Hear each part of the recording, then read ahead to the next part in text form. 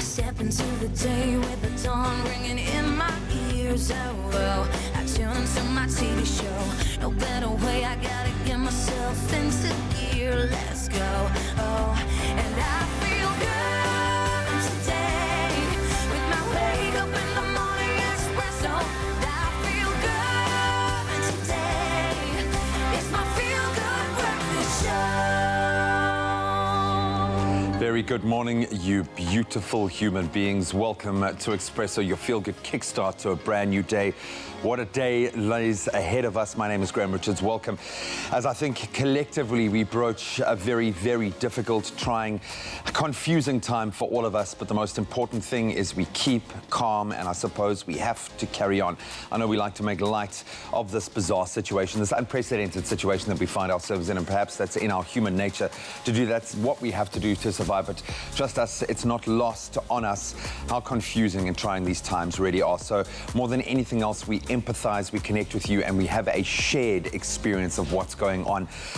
Whichever way you look at it, wherever your preparations are, whatever you think you need to be doing, the one certainty is we will be going into lockdown as of midnight tonight. And throughout the show today, we are going to be addressing some of those many questions that I think all of us are asking and trying to relay as much of the most important information and most importantly, stay connected with you. But now more than ever, I appreciate these beautiful friends I have in studio. Good morning, ladies. A very good morning to you. A good morning to you, South Africa. Good morning, My name is Portia everybody. Adams, and of course, we're never alone. I'm with Jamie Lee Domberg. Good morning. As Dee mentioned, it's very important that we keep connected, that we keep, having conversations about this, and also make sure that we are saying the right things, right? Absolutely. At this time now, we find ourselves as broadcasters. You want to relay correct information. Factual You want to information. make sure that you understand what's going on. Of course, Yes. the entire country has so many questions, and that is what we're going to be addressing today. It is, as G said, National Lockdown Day tonight at midnight. The entire nation will be on lockdown, as said by our president. But that is our Good Morning Post this morning. We're saying, good morning, it is National Lockdown.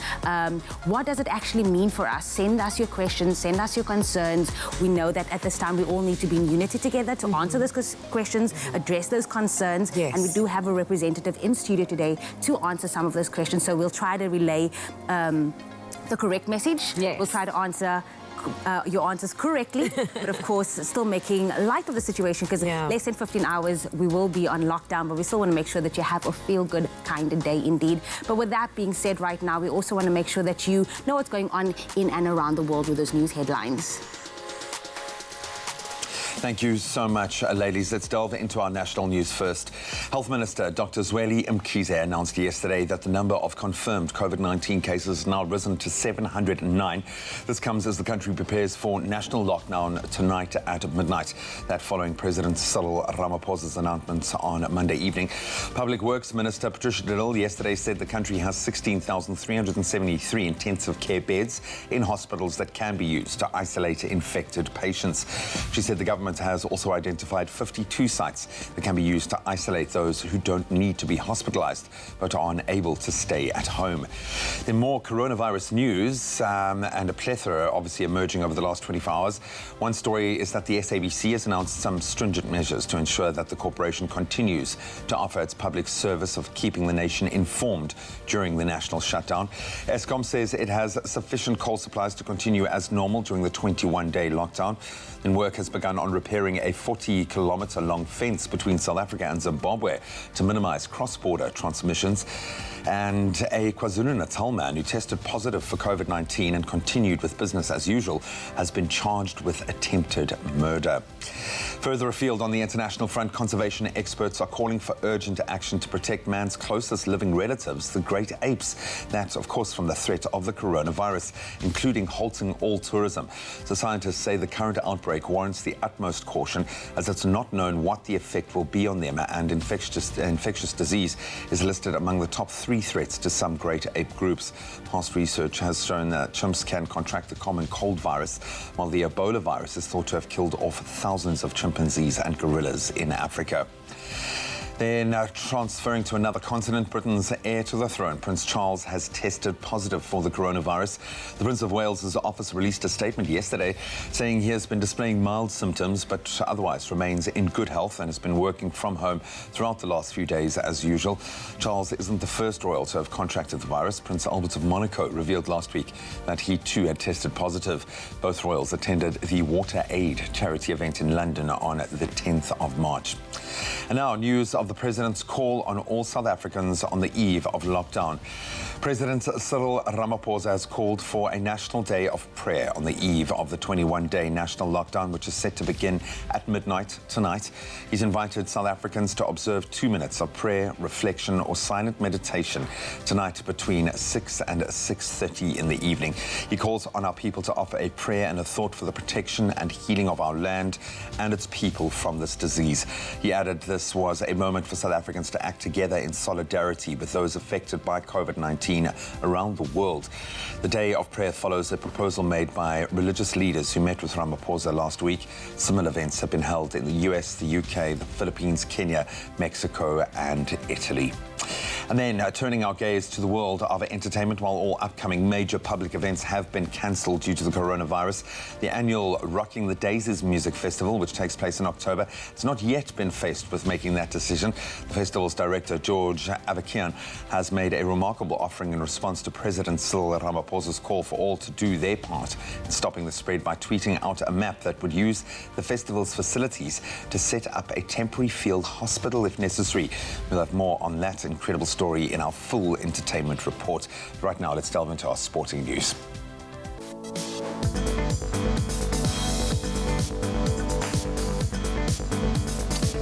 So former Springbok coach Jake White has been appointed as the new director of rugby for the Bulls. That's effective immediately. The 56-year-old will take over from Alan Zandag, who stepped down from the position last month. White's contract will run up until 2023 and the Rugby World Cup in France. Recently, White has been coaching the Toyota Berbers in Japan. Then on to cricket. Cricket South Africa yesterday announced a number of changes to the structure of the domestic competitions for the 2020-21 season that is scheduled to kick off later this year. The brand new season will also see the innovative launch of new competitions at amateur level. CSA acting chief Dr. Jacques Fall said it was important to announce the new structures timelessly so that all franchises and provinces have a clear picture of what's to come. Then on to the Olympics. South African Olympic champion and 400-meter world record holder Wade van Niekerk said he is trying to be positive about the 2020 Tokyo Olympics being postponed to 2021. However, he added that this delay will give him more time to get to full fitness after battling his well-publicized long-term injury. The 27-year-old athlete has been recovering from a knee injury sustained in a celebrity touch rugby match back in October of 2017. That's where we leave our sport for now. Let's take a look at some beautiful sunrise pictures and give you a full scope of the weather.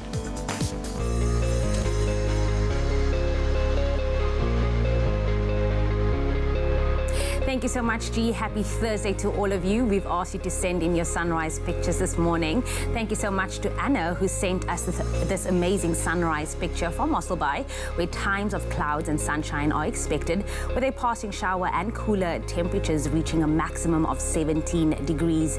Now, another one came through from Rose this morning, who sent us the spectacular sunrise from Umkomaas, where mainly cloudy conditions are expected, with a strong southwesterly wind and a thunderstorm reaching a maximum of 24 degrees. Looks like it's going to be a beautiful Thursday, and happy Klein Vrydag to everybody. But right now, let's take a look at the temperatures for the rest of the country. Starting off in Polokwane, your low is 16, peaking at 32 degrees today.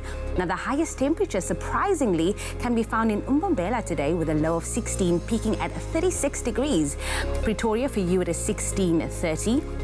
Johannesburg, 15:28. And if you do find yourself in Mahikeng, your low is 13, peaking at 31 degrees. Klerksdorp, 10:31 as well. Kimberley, 9:28. And then high humidity coming through for Bloemfontein today, with a low of 7 and a high of 27. Now, thunderstorms are also expected for Richards Bay today, ranging from 17 to 25 degrees. And then occasional rain coming through for Pietermaritzburg today as well, with a low of 11, peaking at 22. Now, a couple of showers can be seen for South Africa's playground at Durban, ranging from 18 to 24 degrees, Mthatha 5-19, and then heavy rainfall expected for East London with a low of 12 peaking at 20. For you, Cradock, it is 3-18, and then a strong southwesterly wind of 41 kilometers per hour expected for Port Elizabeth with a low of 12 peaking at 19. Heavy rainfall also expected for George today, ranging from 8 with a maximum of 17, and the coolest start to the morning can be found in Sutherland with an all-low of 1 and a high of 16. A southeasterly wind of 30 kilometers per hour expected for the mother city today, Cape Town, with a low of 13 and a high of 18. Worcester 7-19, Springbok 9-25, and then Uppington 13-29. Whatever the weather, wherever you find yourself, make sure it is a feel-good kind of day indeed. So we're going to try our utmost to make it a feel-good kind of day. We'll continue to look for those stories of hope throughout this craziness. And we're also going to be chatting with the highest level that we can with regards to all of these measures that have been taken, some of the important questions that we need to be asking. So please, if you've got any questions relating to the 21-day lockdown, please post them on our Expresso Morning Show Facebook page, and we will do our utmost to have them answered. I think we share a lot of those questions. Those concerns and questions. I think the bottom line is we have the advantage, and I think this is where the presidency and structures below have been so good, is we can model our behavior on successful models that have been carried out in countries that have been able to curb the spread, be ahead of the curve, so to speak. And everything that we are doing is very much in line with those countries that have been able to get a handle on the spread of this disease. So as trying as it is, we've got to do it. We have to, and it's been proven that in most countries that have, implemented the strict restrictions, there's been a decline of infections. So that's the upside for all of this. But we will continue to ask and hopefully answer as many of those questions as we can after the break. We'll see you now.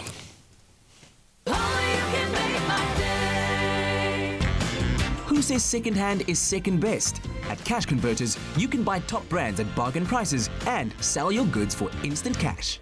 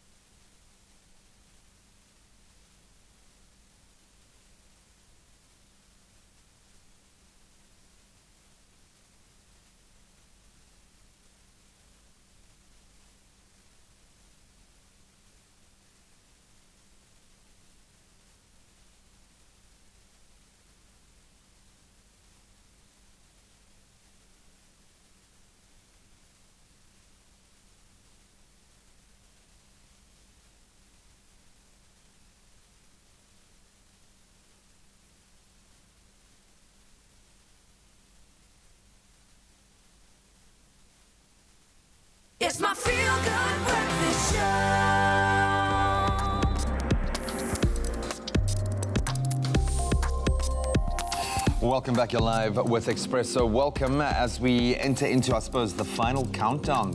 Since the lockdown announcement, most people stocking up on groceries. I know a little bit of alcohol bar sales went on yesterday. There's also been a massive increase in activity at art stores and tech stores. People have realized that not only do they need to eat, but they also need some sort of hobby, something to keep themselves entertained and stimulated, especially when it comes to kids and teenagers. And maybe it's time to try something new. We're joined this morning by our tech guru, Brian Smith, to look at some of the ways you can keep yourself occupied online over the next few weeks. Maybe ways that you can actually improve yourself, level up. You can come out of these 21 days as Graham 2.0. Buddy, welcome in these crazy times. Thanks, great to be back. Thanks for connecting with us. I think you more than ever would have a front row seat in this insane spike that we're seeing in tech interest and tech use. I suppose one area that has ramped up is going to be and is already the use of WhatsApp, the use of video conferencing. What other video tools, other great resources are there for us to stay connected to friends, family and colleagues? Because we've got to keep working. Absolutely, and well, thank goodness for the internet. It's going to be a really interesting 21 days, and I think particularly this gives us a little bit of time to consider how the internet was used perhaps when it first came about. Why communities it's existing, yeah? Absolutely, communities were built around the internet, firstly for research and academia, but secondly what emerged was really interesting is that people began to group themselves around interests, hobbies, commonalities, and I think we're going to see a great deal more of that in the next 21 days, particularly in South Africa. I think for South Africans, perhaps something that we don't do that many of us might like to try, sort of joining online forum discussions, like the early days of the internet, or perhaps newer modern chat apps or suites that we can actually use to connect around different interests or different zones of connectivity between different parties. For example, one could join different Slack or Discord groups. That's two apps available on a multitude of different platforms, which could help them not only connect locally with their community, but also with international communities to help keep them engaged with different hobbies or interests during this period. I have a feeling we really are going to become a global village after this. We have already seen those companies that can adopt or are adopting are going to be so far ahead of the curve when you come through this. We've seen a 75% spike in online gaming, which makes a lot of sense.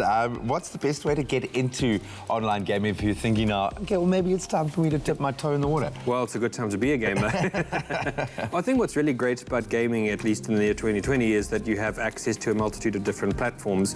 You have something sort of as entry-level as smartphone gaming, if you have a smartphone, accessing games all the way from Fortnite to anything else available on your relevant app store, to all the way to serious consoles as well as high-end gaming PCs. And I think this is the time to really dip your toes into the world of online gaming.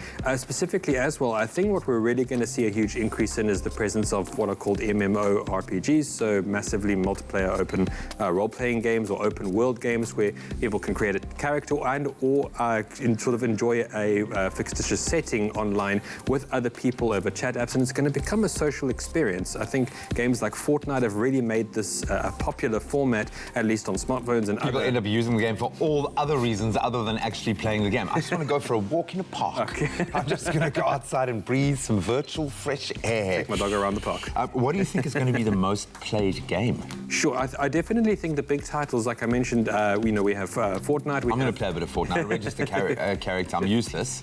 I'm a soft you and me both, but it's all about the fun. I think, other titles like Call of Duty is now sort of under Activision, and the EA brand has created its own sort of spin-off on that genre. I think that's going to really take off. I think we'll possibly see newer social games take off as well that we just haven't heard of or aren't really created right now. I think we're going to see a whole lot of new games being coded as we speak. Then I think a lot of us are interested in self-improvement and maybe learning a new skill. I've already learned how to make Play-Doh, a myriad of different Play-Dohs, some edible, some not, some with glycerine, some not. And that was easy enough to do with video tutorials. How do you think people are going to be using the internet to improve themselves, get a new skill? So I think one of the best characteristics of people online is that we've really learned how to learn new skills from YouTube, for example, being a free service. However, there are so many different other avenues online that we can actually use to better our skills. And I actually think now is a pretty good time to sharpen our CV. If you consider, for example, there are a range of free courses on platforms such as Coursera, on the Khan Academy, if you can visit that Google online. Garage, the digital garage, yeah. That is going to be another point if you sort of want to break into a digital career. Google offers a host of free courses for you to become acquainted with their infrastructure and technology that can really put you in good stead when you next apply for a job. So I think now's the time to sharpen up that CV, add some new things to your portfolio. Yeah, especially if you're feeling a little bit old, like you've been born on the wrong side of the digital divide. Let's catch up, man. We've got 21 days to catch up. Brian, most importantly, over the next 21 days, stay safe, my friend. Look after you and yours, and enjoy the online gaming. Maybe I'll find you online somewhere. We can go for a virtual walk in the park together. But thanking Brian for everything that he's done over the last couple of weeks and helping us keep connected. And you can continue to keep connecting with us. Let us know what's exciting in your world of technology. And you can hit us up on expressoshow.com and all of our social media platforms. Well, it is Thursday. Let's do a bit of a throwback. Do you remember the days of a Tamagotchi? Yes, those tiny little toy animals. Yes, like where looking after your creature was literally the most entertaining, but also the biggest responsibility that you had. And today, Gareth Woods in Johannesburg is going to be reviewing a game similar to that, titled Animal Crossing. So let's check it out.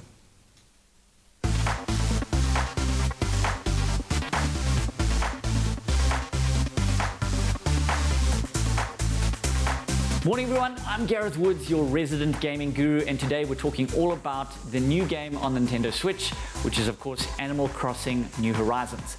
Now for those of you who don't know, Animal Crossing is actually quite a long-standing franchise of Nintendo's, but it's the first time we've had one on the Nintendo Switch.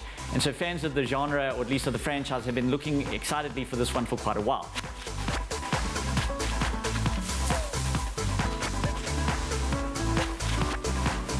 Now, it is something a little bit different from the kind of games we normally review. It's probably closer to a life sim, or if you remember those toys from the 90s, Tamagotchis, it's pretty similar to that in the sense that you're essentially just looking after a character. In this case, I've got my little dude here who I've originally named Gareth because I couldn't think of a better one. I've named my little island we've landed on called Landlandia because I couldn't think of anything on the spur of the moment.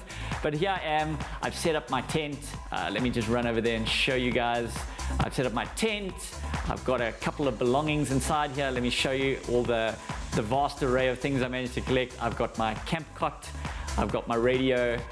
I've got my lamp and my other shirt, which I've got standing here. So still meager beginnings at the moment, but essentially you've landed on this island and you are just really surviving. So I've got other people on the island who I can talk to. Here's Louis. He's a bit of a gym nut. I've got my fishing rod. I can go fish. I can then go sell the fish. It really is like a little economy. I can go check if their messages here on the message board. There's some of the stuff I put out there just to test it out. But what's quite fun is with the networking play, you can fly to other people's islands, to your friends' islands, check them out. You can go visit. You can send messages between them. So it really is like a little community that forms. And here we've got kind of the resident kind of help tent where the guys who administer the island are here. So I can check on my bank account here. Let me see if I remember my PIN. Hopefully it's not an embarrassing amount of money I've managed to collect here. You can online shop. You can buy a whole bunch of stuff you might need. So for example, let's see, maybe I want an outdoor hat. There's some sunglasses, some chino pants, which I can spend 700 bells on. That's the currency here. I can also deposit some of my cash here in the bank here. Let's see what I've got. Yeah, I've got a couple of bells. I need to pay out 48,000 bells to thank these guys for getting me here on the island. And so any of the stuff I've collected, I can sell. So I can sell, what have I got here? They pay you for cleaning up the garden there. So I've collected some weeds and I've sold that there. Oh, there's a fish. Let's see if I can catch a fish. Let's see, are we going to be successful? Let's go, go, go, go, go. And come on, fishy, fishy. Yes, we got on. Yeah, well done. It's like the first time I managed to do that. So I'm glad I could do it live on TV. As I was saying, this sort of game, obviously not for everyone. Who is it for? If you're looking for something kind of relaxed that you can kind of put a couple of minutes in every day, you know, kind of grow your community, something that's social that you can play with friends, this is definitely that kind of game. As for if you're looking for something, you know, kind of action-packed, this is probably not the game for you. But if you're a long-standing fan of the Animal Crossing franchise and seen some of the cool stuff guys have created, then this is definitely your chance to do so. As for rating, it is tough because these are not really my sorts of games. So as far as I go, I'd give it about a 6.5. That's not to say it's a bad game. If you like these sort of games, if you like these kind of life simulators, then it's probably going to be, it's a very well executed one. It's kind of simple to master, and it's got a lot of kind of different things you can do, and certainly the online functionality allows it to be a lot more deep than some of its predecessors. So in that case, maybe as much as an 8 if it's your kind of game. But that being said, if you're looking for something fun and relaxed, something to do to just knock away a couple of hours, then this might be the game for you. Is it taking you back to your... It does. The good old days. Gives me the feels of the 90s. This one didn't even know what a Tamagotchi was. I had to was Google like, it, to be very still honest, and talking then I about said it as if Tamagotchis, like I know what I'm talking about. Did you keep yours alive? That was the thing, was to keep it alive, eh? was to keep it alive, to feed it, to... Feed it? Yeah, you had to feed it at a certain time. I had different colors, but mine always died. Timmy, that's not funny. Sorry, kids. Well, at least now there are a myriad of really cool games, ways that you can stay connected. I think a lot of us might develop a virtual presence as we stay off the roads, and we know that strict new restrictions have come into place regarding minibus taxis, how many passengers are allowed in every car, in every minibus taxi. Those Ubers, Bolt, etc. And obviously this being, we need some transport for those that are operating in the essential services, and spare a thought for those people that have to keeping on during this time. But we're going to delve into as many of those bullet points that the various leaders of departments and of course our president emphasised yesterday and since making the lockdown announcement. We're going to be delving into a lot of those today. So if you've got questions, please feed them to us. You can let us know on our Expresso Morning Show Facebook page.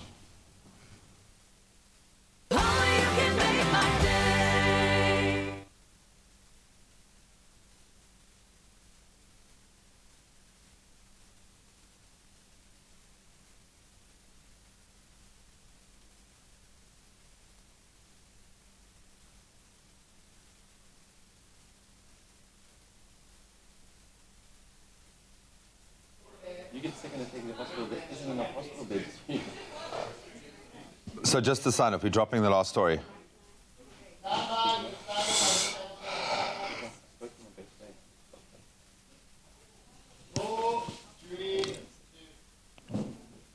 And that is where we leave our global headlines for now. Have a fantastic day.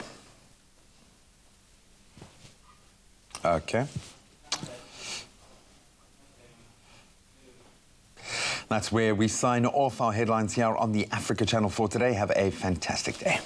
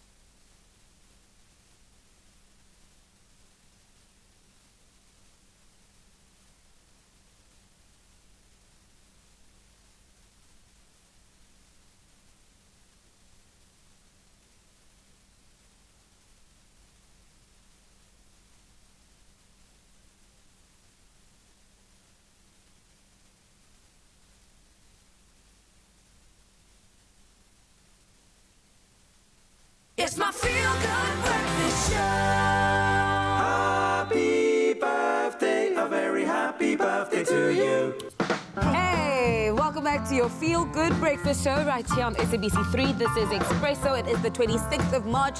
If you are celebrating your birthday, well, guess what? It's about that time. We wish you, our loved and loyal viewers, happy birthday. And how cool is it if you are celebrating your birthday today? You're celebrating with a cool person who turns 35 years old. Her name is Keira Knightley. Now, she's British actress and model. She's also mother to her daughters, Eddie and Delilah. Hey there, Delilah. And a wife to the British musician, James Wright. And now Keira has been nominated for so many awards. And she's also best known for playing Elizabeth Swan in Pirates of the Caribbean. I loved her in that.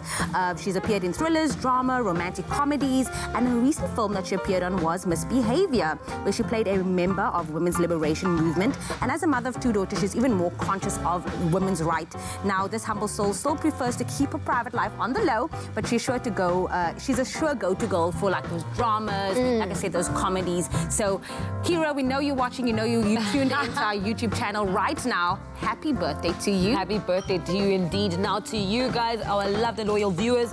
Starting off with Luke, I wish our son Luke a happy 13th birthday. May your 2020 year be filled with blessings and much more. We love you to the moon and back from your mom, dad, Kia, Spencer and Lexi. Now on to Tahira. I wish my beautiful daughter Tahira Lecoq a happy 11th birthday. May God bless you more. Stay as sweet as you are. We love you very much. From mommy, daddy and your little sister Talia. Very cute. And then happiest birthday to my beautiful daughter Zahira. May you have many more healthy and happy years. We love you so much, and this comes from your mom, Obeida, Sally and Zubair. Happy birthday. Another one coming through. Today is my daughter's 11th birthday. Happy birthday, my love, Rela Bokhile. Enjoy your day to the fullest. I'll see you soon from your dad, Sipo Matlango. Happy birthday. Faith is celebrating her 12th birthday. Happy 12th birthday to my baby, Faith. May God bless you with many years from your mommy.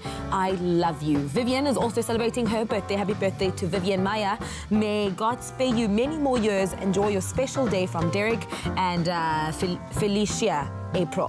Cutie. And then a 52nd birthday to Dion Brown. I wish you all the best with everything you work and pray for. And this comes from your very special friend, Jasmine. So happy birthday to you, Dion. And then I wish my little miracles, Jiyad and Ziyad, a huge happy 6th birthday. Look at that cutie pies. May you grow up under the guidance and protection of the Almighty. You both are so loved and blessed with all the people in your life that simply adore you. How can you not adore that? Faces love from your mommy, daddy and everyone else who love you dearly.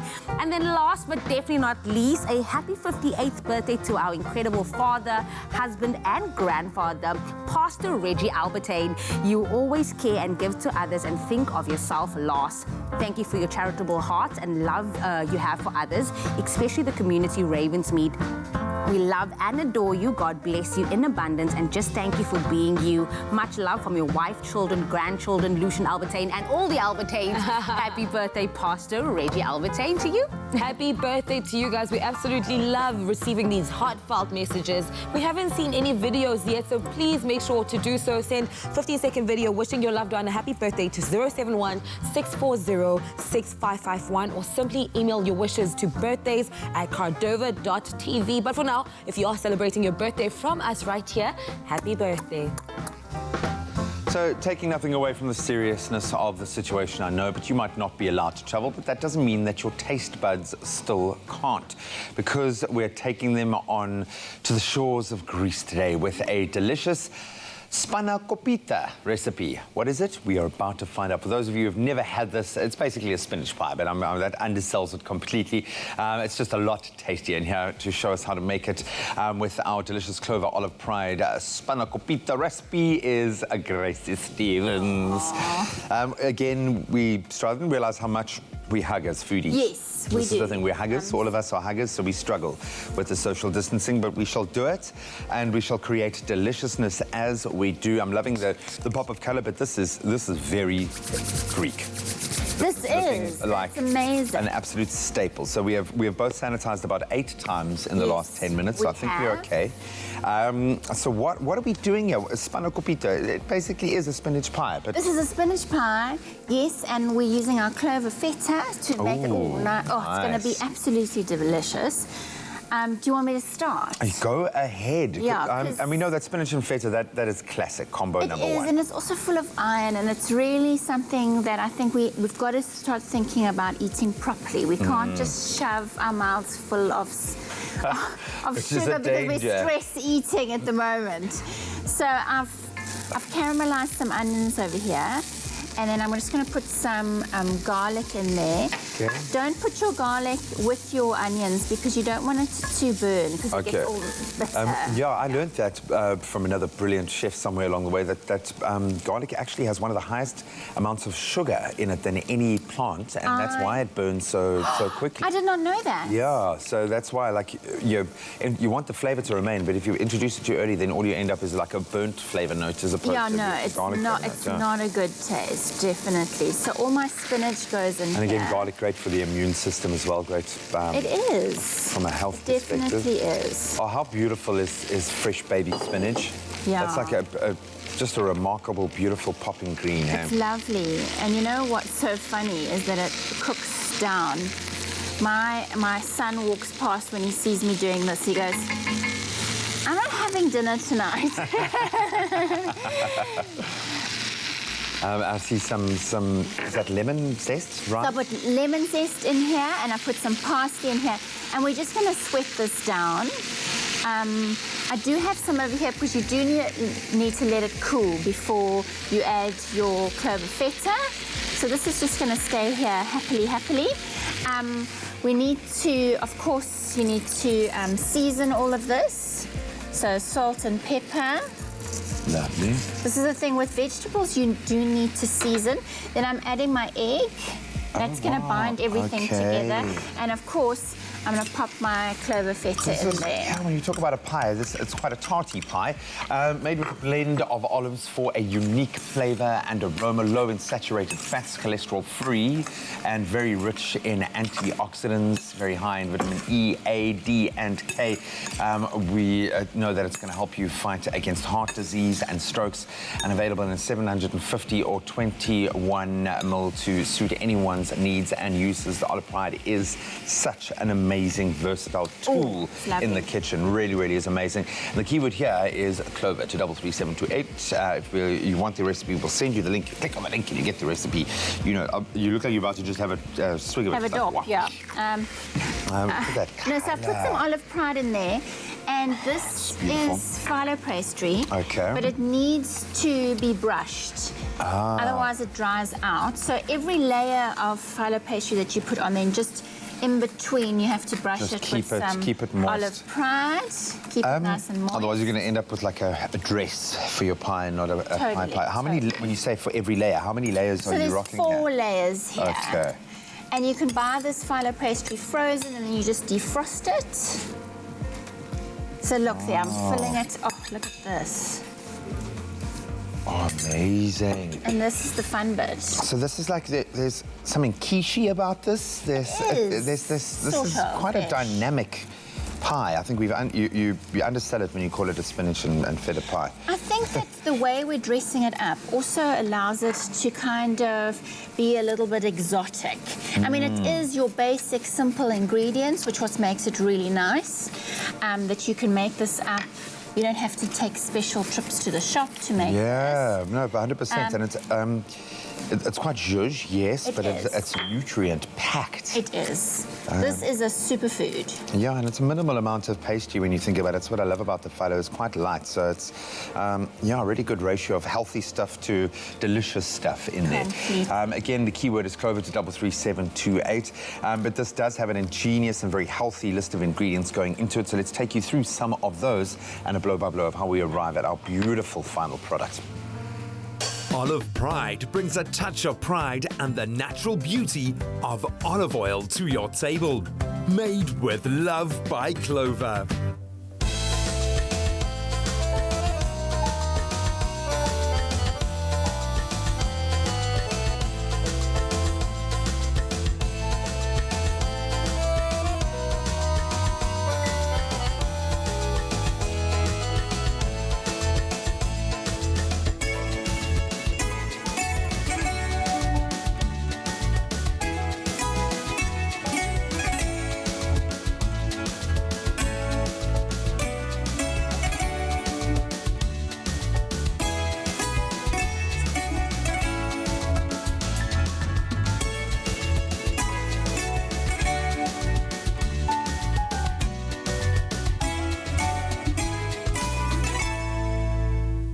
Made with love by Clover. Packed with essential vitamins and bag loads of flavor. Spanakopita is complete. Absolutely beautiful. How long does it go into the oven for? For about 30 minutes. About 30 minutes. Yeah, Well, you at can see that it's starting 175 to degrees, yes. looks absolutely beautiful. I have a knife, so I shall cut it. I'm going to see if I can get us a little bit of a cross section here. Listen to that crunch. Oh, my goodness. That looks absolutely beautiful. So the keyword again is Clover to 33728. I don't want to... You're a pro. I don't think I am. I think I'm going to ruin it as I take it out. As I grapple with that, there we go. Oh, look at that crunchy deliciousness. Fabulous. Absolutely beautiful. Our spinach and feta pie, or spanakopita, is complete. I really do suggest you try this at home. It's packed with nutrients and absolutely amazing and delicious, and something that you can do to make it look like you really know what you're doing in the kitchen. Absolutely. Completely. Gracie, we love you. Stay safe in these crazy times. Yes, and you too. And all the best for next week, the big day. Hey? Oh, man. I'll make this for Lynn's when she's sitting nursing the little bubba. I'll come in now with some freshly baked spinach and feta pie. Oh, father of the decade. But, guys, yeah, enjoy it. And please, if you are going to make it, send us lots of pictures. Olive Pride brings a touch of pride and the natural beauty of olive oil to your table. Made with love by Clover.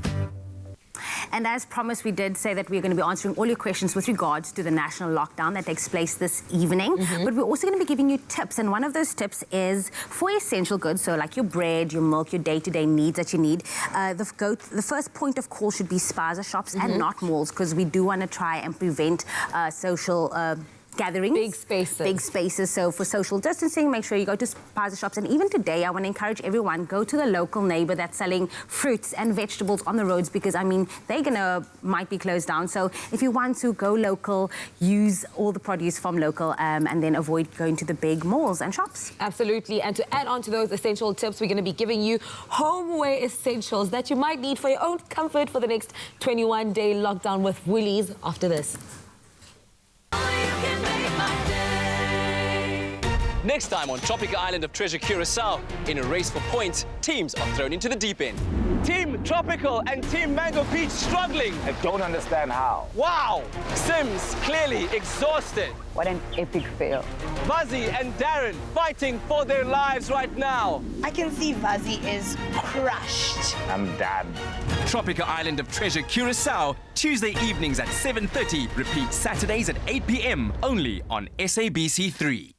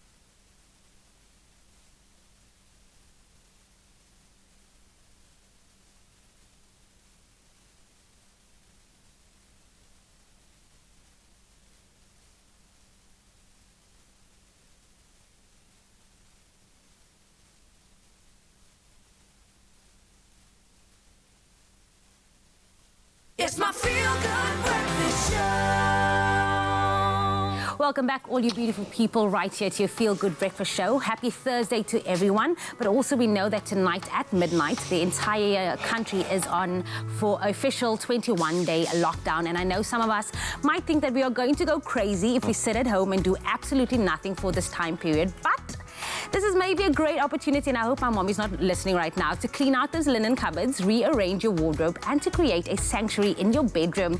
And you can achieve all of this with Woolworths. Now let's look at some homeware and living essentials that you might need to survive this 21-day lockdown.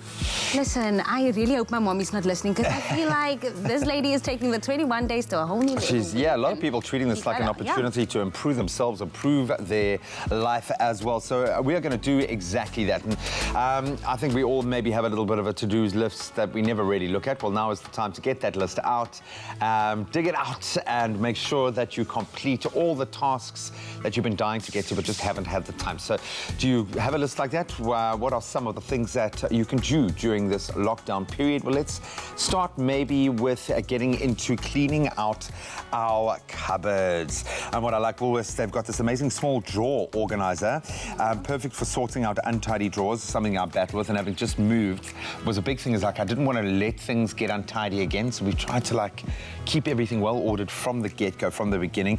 It's really easy to assemble, made from polypropylene, and which makes it both durable and easy to care for, so you can keep it clean and hygienic. Really, really awesome. And me, I'm the person that, like, when I wake up in the morning, I just take on everything and I throw it all out. Like, I just throw it everywhere. How dare you. So now I feel like I'm going to rearrange everything and start with the hangers. Now, Woolworths does have amazing hangers where you can just sort out everything for different purposes. Now, one of them being the wooden trouser hangers, which you can see on display out there. This is a must-have when you want to save space because it can hold at least 4 items. So that's the one. And I hang everything now. I don't have a huge amount of packing space, but I've got a lot of hanging space. Yeah? So cool. Yeah. I don't know why it makes me so happy to hang things. And to have matchy matchy hangers as well. Ooh, I love it. Your feels. There's also the tie hanger over there where you can just pop on your tie. So if you're going to church, going out for the night, put that tie on there, and it just saves a lot of space as well. And then the belt hanger, because you don't want your belt to be laying everywhere in the cupboard. So then again, pop it up and it just looks neat. I don't know if you're going to have cause to put on a tie for the next 21 days. So pack them away. Pack them away nice and neat. But it does help if you're wanting to select, to be able to colour block and look, kind of colour palette your ties and things like that, to have them next to each other, to be able to kind of look in that way. Really, really nice way of kind of almost... I used to think that I wasn't, but I've realised I've grown up in a household of amazing women who were OCD, so that's obviously it brings me a great amount of comfort to have these things like well structured and well organised. But I used to think I was messy, but I'm quite domesticated, I think. It's happened. So here's the funny thing. Honestly, and I speak honestly because you know that I have a weird affinity, not a weird, but maybe it's natural in our space, affinity to coffee. I went into panic mode at the thought of not having my Espresso there when I needed it, so I went and stocked up, and maybe that's one of the essentials that you need. Maybe you need your coffee machine and all of the coffee accessories from working at home, or whether you need a plunger or an Espresso coffee machine itself, you can actually find it at Woolies. Yes, you can, which is amazing. You might need to also sip your coffee on something absolutely beautiful and soft. How sexy is this? I feel like it's so nice. It looks beautiful. Let's not talk about that. That's but like also a the jersey material. for your couch. Absolutely. So if you are going to be isolating and chilling, then you just throw this over. It's nice at night when you're wanting to go to sleep and just want to pull something over, again, snuggling up. Beautiful. I love it. It has a variety of throws that will keep you warm and comfortable. So I love this. It's like like when you grew up, the dressing gown that you used to have, but it's so soft and luxurious that my puppy thinks it's another animal and sits there like grooming it and looking after it like it's another animal. It's the funniest thing. But I absolutely love this kind of this fabric. It's going to help you relax while you're just chilling, because there is going to be a fair amount of chilling going on. But like we say, use this opportunity to bring a bit of order, not only to yourself and your mind and be mindful, but to your living space as well. Emerge with a cleaner, less cluttered and a matchy wardrobe, which that really does actually make me very, very excited. Maybe I am OCD. Bold, electric and full of character, the brand new Suzuki Espresso has arrived in South Africa, and Uncle Tabsy was lucky enough to attend the launch event and join the team on an epic day out exploring beautiful Cape Town. The Suzuki Espresso has just landed in SA. It's funky, spunky, and full of character. And I was lucky enough to explore Cape Town's most beautiful landscapes and see what this new crossover is all about.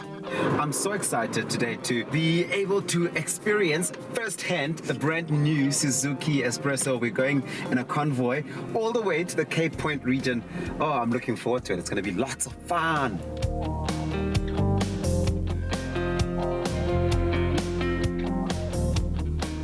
The Suzuki Espresso drive is well underway. We've stopped for a quick coffee to try and pick as well which route we're taking. We want something absolutely scenic, and yes, we have chosen a scenic one. We're going to go to Spanakopita, and then after that take a drive down along Scarborough. It's so scenic, you want to take lots and lots of pictures over there. And then we're going to find ourselves ending up at the Cape Point Vineyards for a quick lunch. It's going to be such a fun drive. Let's hit the road, baby!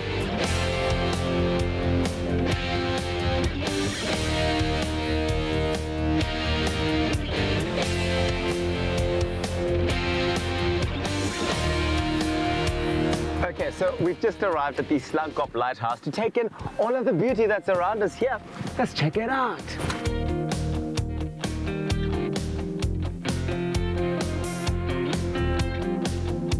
The thing about this is that it's not only great in the city, but it's fantastic for those long road trips as well. And I love the infotainment on it as well. I mean, look at this screen here. Everything has been laid out so neatly, and it's so nice that you're able to go from navigation to music without getting your eyes off the road. It's all there. It's a nice size as well, which is just the thing you need with an infotainment system of today.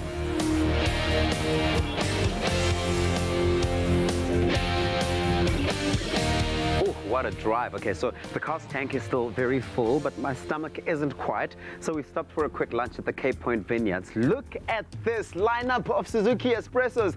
Beauties over here, over there, everywhere. Let's go eat.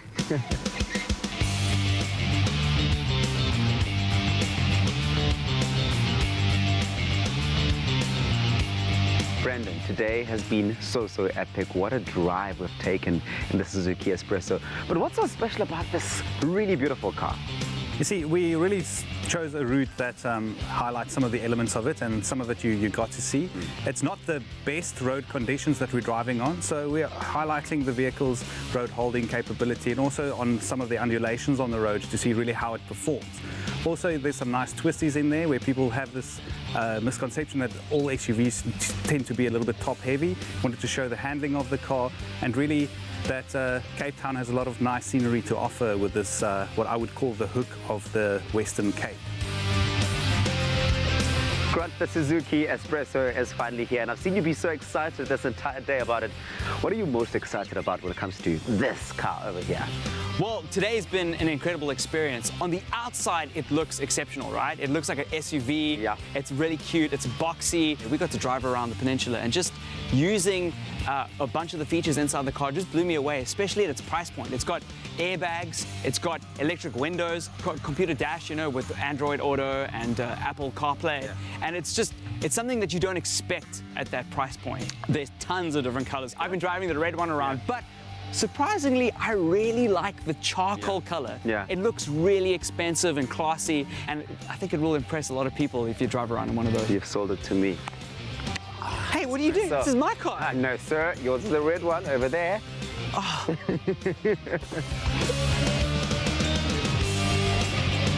We really had such a fantastic road trip, and now that we have filled our stomachs as well, it's time for us to find out the full story and the full breakdown about this brand new Suzuki Espresso at their launch event happening at the Lookout out in Cape Town.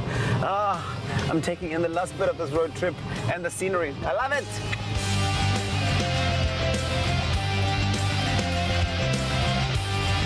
We are at the launch of Suzuki's new Espresso. This brand new crossover mini SUV is going to change the game, and it has hit our South African shores. And here we are today to find out all the hype around it. Of course, this is really interesting because this launch is happening on digital platforms. That means Suzuki fans all across the continent will be able to join in the live launch from the comfort of their own home. Let's check it out. The team are very excited to introduce to you the all-new Suzuki Espresso. Brendan, and here it is, the Suzuki Espresso. You've got my full attention. What a way to launch, but what a very powerful message to do so with as well. Do you? Why did Suzuki decide to go this route? Well, Tabs, you know, we were presented a unique opportunity now the past few weeks with the announcements from our president saying that obviously these launches we need to do it a little bit differently. And I think that speaks very well with our Do You concept, saying, you know what, in this world of same old, we want to present a vehicle that's a little bit different to its competitors and also speak to an audience that want to stand out from the crowd. And that's what we aim to do with Do You. And as a happy accident, we had to do the launch and rethink it. We were forced to rethink it. And I think we managed to pull it off this way in the Do You concept. For Suzuki, this of course is a big move. This is a brand new car that you're introducing into a part of a really strong and already reliable lineup of vehicles that you've got. But what's the one thing that stands out for you about the Espresso? What I like about it is the balance of all our other models. So you can see some characteristics of some of our other more popular models like the Jimny, even the Vitara, and this condenses everything into a more affordable and, let's say, well-likable package. One that really is going to get a lot of character over time, where people are going to enjoy it just for years and years to come. Got my full attention, and Brendan, I think I'm going to leave my car here tonight. I'm going to ask you, Nasi, to give me the keys to this particular car, and I'm going to be heading off. Is that all right? Yes, and I think you will actually clear these stairs as well, so That's given fine. the SUV appeal. I will work for my car. Go for it. Thank you. Put it here. Good stuff, Dad. Thank you. The launch message for the Suzuki Espresso is such an inspiring one for me. It's called #DoYou, and that means a lot to me personally. Number one, it means always playing by your own rules, being prepared to take a chance on yourself because no one will, but also just staying in your own lane and not being worried about the noise outside. Cancel the noise out and do you. I love that.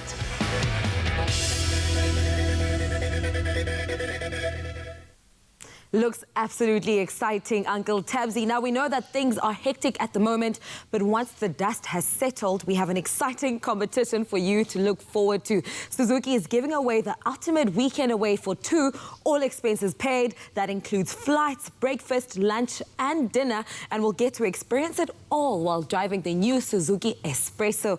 All you have to do is reply to the competition post on Facebook and on Twitter, telling us what your favorite feature of the car is and why. Now remember, competition closes on the 27th of March 2020, tomorrow at midnight, and terms and conditions can be found on expressoshow.com. Right now, let's take a quick breather. We're going to catch up with those news headlines after this.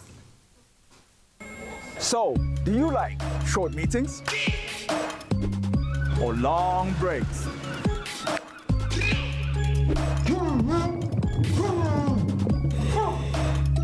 Or playing it safe? Win the ultimate weekend away for two with the all-new Suzuki Espresso. Head to the competition post on Expresso's Facebook and Twitter page. Tell us what's your favorite feature of the Suzuki Espresso and why. Competition ends 27th of March 2020.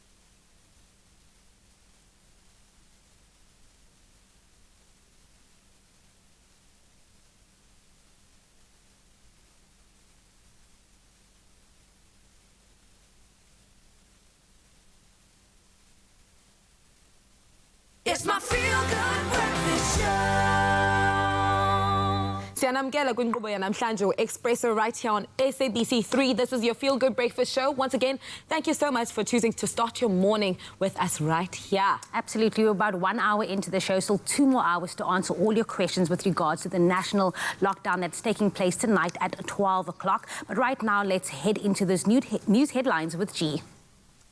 Thank you so much, ladies. It has just gone 7 o'clock, time to broach those national news headlines first. There will be no jogging, dog walking or sale of alcohol during the government-imposed 21-day lockdown. This according to Police Minister Becky Cele yesterday. The stringent regulations are among a range of prohibited services and areas not to be accessed. South Africans won't be able to buy alcohol during lockdown. No one will be allowed to transport alcohol, but consuming alcohol at home is still allowed. Areas closed to the public include religious, cultural, sporting, entertainment, educational, as well as parks, beaches and swimming pools, open food and flea markets, nightclubs and casinos. Then Health Minister Dr. Zweli Mkhize announced yesterday that the number of confirmed COVID-19 cases has risen to now 709. This comes as the country prepares for national lockdown tonight at midnight, following President Cyril Ramaphosa's announcement on Monday evening. Public Works Minister Patricia de Lille yesterday said the country has 16,373 intensive care beds in hospitals that can be used to isolate infected patients if needed. She said the government has also identified 52 sites that can be used to isolate those who don't need to be hospitalized but are unable to stay at home. Moving further afield, Spain's death toll from the coronavirus has surpassed the official figure of China, becoming the second highest in the world. Deaths have risen by 738 in just 24 hours to a total of 3,434, a record spike for Spain. In comparison, China has officially reported 3,285 deaths, while Italy, the worst affected country, has 6,820. Globally, there are nearly 440,000 cases of the virus, with the death toll approaching 20,000 and more than 100,000 people having recovered. This is according to data compiled by Johns Hopkins University in the United States. Then conservation experts are calling for urgent action to protect man's closest living relatives, the great apes, from the threat of coronavirus, including halting all tourism. Scientists say the current outbreak warrants the utmost caution, as it's not known what the effect will be on them and infectious diseases listed among the top 3 threats to some great ape groups. Past research has shown that chimps can contract the common cold virus, whilst the Ebola virus is thought to have killed off thousands of chimpanzees and gorillas on the continent. And now, Greta Thunberg on COVID-19. A Swedish teenager and climate activist Greta Thunberg says the rapid action taken across the globe to contain the COVID-19 pandemic shows that it is possible to muster up this kind of collective action that is also needed to contain the climate crisis. Greta, whose solo protest kick-started a global youth campaign, added that she most likely has just had the coronavirus. This after she and her father had returned from a trip to Europe a fortnight ago. A few days later, both began complaining of shivers, sore throat and a cough. Thunberg said she had not been tested for the virus in line with the policy in Sweden, but was now basically recovered. However, she issued an urgent warning to other young people to take the virus very seriously. Then momentarily taking a glimpse into the world of entertainment, American comedian and actor Kevin Hart and his model wife, Nico, have announced that they are expecting their second child. She took to Instagram on Tuesday to share her excitement about her family now expanding to 6, as Kevin shares 2 teenage children with his ex-wife, Teray. We'll have more on that story in our full entertainment report. All right, now let's get back into the sporting headlines.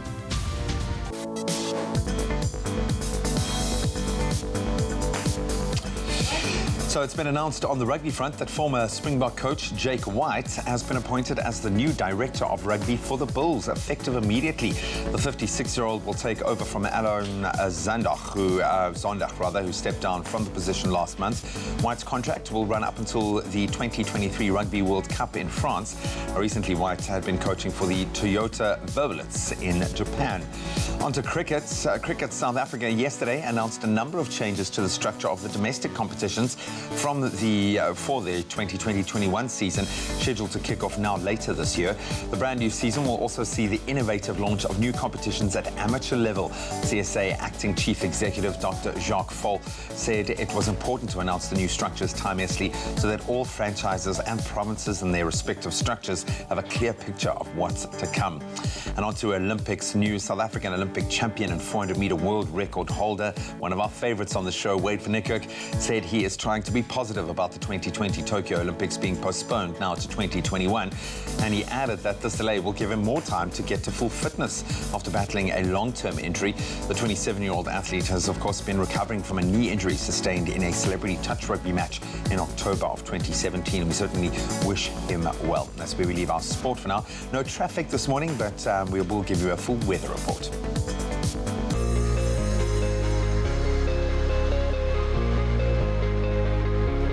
As we do every day, we asked you to send in your sunrise pictures.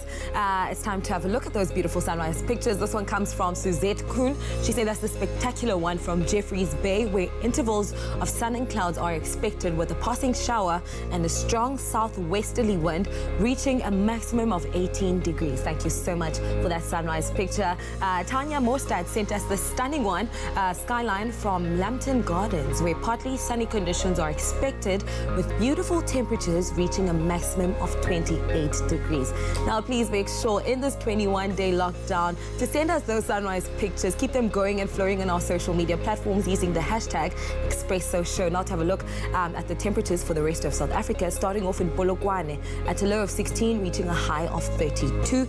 And the highest temperature in the country is in Bombela with a maximum of 36 degrees and a minimum of 16. Pretoria, 16:30. Johannesburg, 15:28. Mahikeng is a partly cloudy day with a low of 13, reaching a high of 31. Klerksdorp, 10 degrees is your low, reaching a high of 31. Kimberley, 9:28. High humidity for Bloemfontein with a maximum temperature of 27 and a minimum of 7 degrees today. Thunderstorms are expected for Richards Bay at 17 as the low and a high of 25. Occasional rain for Pietermaritzburg at 11 degrees, reaching a high of 22. A couple of showers for Durban, temperatures ranging from 18, reaching a high of 24. And a rainy day in Tata with a low of 5 degrees, reaching a maximum of 19. This morning we are experiencing really rather low temperatures and heavy rainfall for East London at a low of 12 degrees, reaching a high of 20. And Kredok, a low of 3 degrees this morning with a high of 18. It's going to be a very cool day in Kredok. A strong southwesterly wind of 41 kilometers an hour. In Port Elizabeth with a low of 12 degrees, reaching a high of 19. Heavy rainfall for George at 8, peaking at 17. And the coolest start to the morning is in Sutherland with a low of 1 degrees, reaching a high of 16. Please make sure to cover up as it's going to be a very cold day in Sutherland. And the southeasterly wind of 30 kilometers an hour in Cape Town with a low of 13, reaching a high of 18. Worcester, 7:19. Springbok, 9 degrees, reaching a high of 25. And Uppington, 13 as the low, reaching a peak of 29. Now remember, whatever the weather in your part of the country may be, please have yourselves a fantastic Thursday morning. Now, we often forget just how privileged we actually are to have access to clean running water, hand wash, hand sanitizer, soap even, to keep us healthy and safe during the COVID-19 pandemic. But there are thousands, I think far more than we actually know, of South Africans living on the street who have no access to any of these amenities and might not even know what's happening in the world at the moment. Our call centre agent, and I'm going to say straight out, Angel Nokubonga Blom, is here to tell us about her story and how she is doing her part to curb the spread of the coronavirus. To flatten the curve, if you will, because information has become one of the most prime commodities at the moment. Noku, thank you so much for joining us. There is so much fear for me. I feel it so intensely when we work in the homeless space. Not only what's to come and what we're going to have to do over the next weeks as we enter into 21 days of lockdown, but just the idea that there is a section of our population that don't even know what's going on. How did you get to that point? Because you work in that space. What was your journey to get to this point to prompt you to action? Okay, so I'm part of an organization called Homeless Voices, and we've been working with the homeless people. I'm in Cape Town for about 5 years now, so we visit them regularly, I know, every Saturday. So we've had a relationship with them. We know their lifestyle, we know how they live, we know their struggles. So when this pandemic shocked all of us, it was more of we're so privileged to have sanitizers, as you said, and running water and everything else, and all the information. So it was up to us to go out to them, reach out to them, and inform them on what's happening and how they can also be helped, just like we need help. Where does that help begin? Let's start with something as simple as washing your hands. If you don't have access to running water or sanitizer, so what advice or how have you kind of educated them in that, just with that first step? Okay, we've actually told them what's been happening in the world, and what the pandemic is about, and how it can affect every single person, and also how you can prevent it. But also, we need to clear the streets of Cape Town, take people into shelters and homes for their safety. But that's also going to be very hard because they're not used to rules. They're not used to being told what to do. They're not used to be under a shelter. They have free will on the streets, so that's in my experience working, I was telling you earlier, working with especially young boys to try and get them off, the conversion rate is very low because that's the one and only thing that they have is that choice to live in that way. And there are a myriad of socio-economic reasons why they get to that place.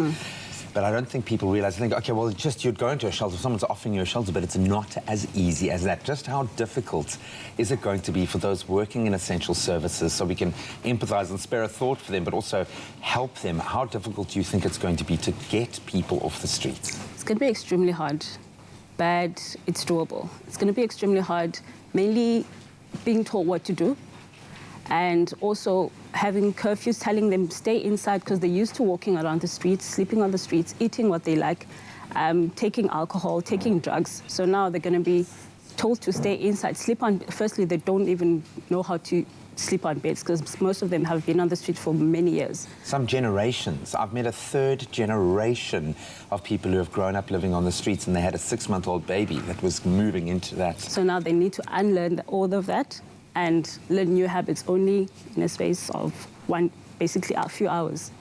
I know you took it even a step further, getting hands-on and practical, actually donating soaps yourself. Talk me through that. Yeah, so I cut up sunlight bars because they don't have access to sanitizers, and actually the prices have gone up in shops for all soaps. So $200 for a sanitizer yesterday. Okay, so we cut up soap and gave it to them, taught them how to wash their hands, and they should do it regularly, and also to wash their bodies when they can, because most of them do car washing. So they do have access to waters, and also people that live around them do offer them water. So that's how we found out that they actually do. Some of them, most of them have water. So yeah, we gave them soap, and also Sunlight donated boxes of soap to us, so we still have more. So, and we're also going to continue today to give out soap to homeless people. Understanding the psychology of what's going on there, I think, is vitally important. What would your advice be, and what do you think that government needs to do for the homeless people during this trying time? What does your heart say? We should have more people going out, because we only have a few hours to get everyone inside into a shelter. You need an army of people. You need an army of people to go out, clear the streets, get people into shelters, educate them, make sure that they understand why they're in the shelter, and it's for their own safety and everyone else. And we're not just getting them into the shelter for them to be safe, it's also for us to be safe, because if you are hygienic, I'm also hygienic. So yeah, and also government should supply soaps and everything else that's going to assist people to be clean while in the homes. And who knows, maybe there is a silver lining within this, that we can find a deeper connection to the disenfranchised, to people that have been cut off for so long. I just have a feeling that this is going to be one of the greatest tests of our humanity, not just for those working in those critical spaces, but I think for all of us. This whole COVID-19 pandemic has taught us how to first think of others before we think of ourselves. And that's, I think, an adage that by which you live your life. Yeah. Also health issues. Health facilities are very vital at this point. And they need to have regular checkups, because now they're going to be in clustered spaces. They already have so many diseases on the streets. Some people even pass away on the streets. So they need to be checked before they put into the shelters, so that some of them might even have the virus already. So we need to also provide those health facilities for them. Noko, thank you so much for everything that you're doing and continue to do, and stay safe during this crazy time. I think the important take home for me right now is that nobody gets left behind. You can ponder that and what you can do for others, for your community, maybe even just for your neighbor, that person, that homeless person that you've seen on the street. You can think about that as we take a quick break. We'll see you in a moment. Thanks to you, Crush has donated 20,000 pairs of school shoes to children in need across South Africa.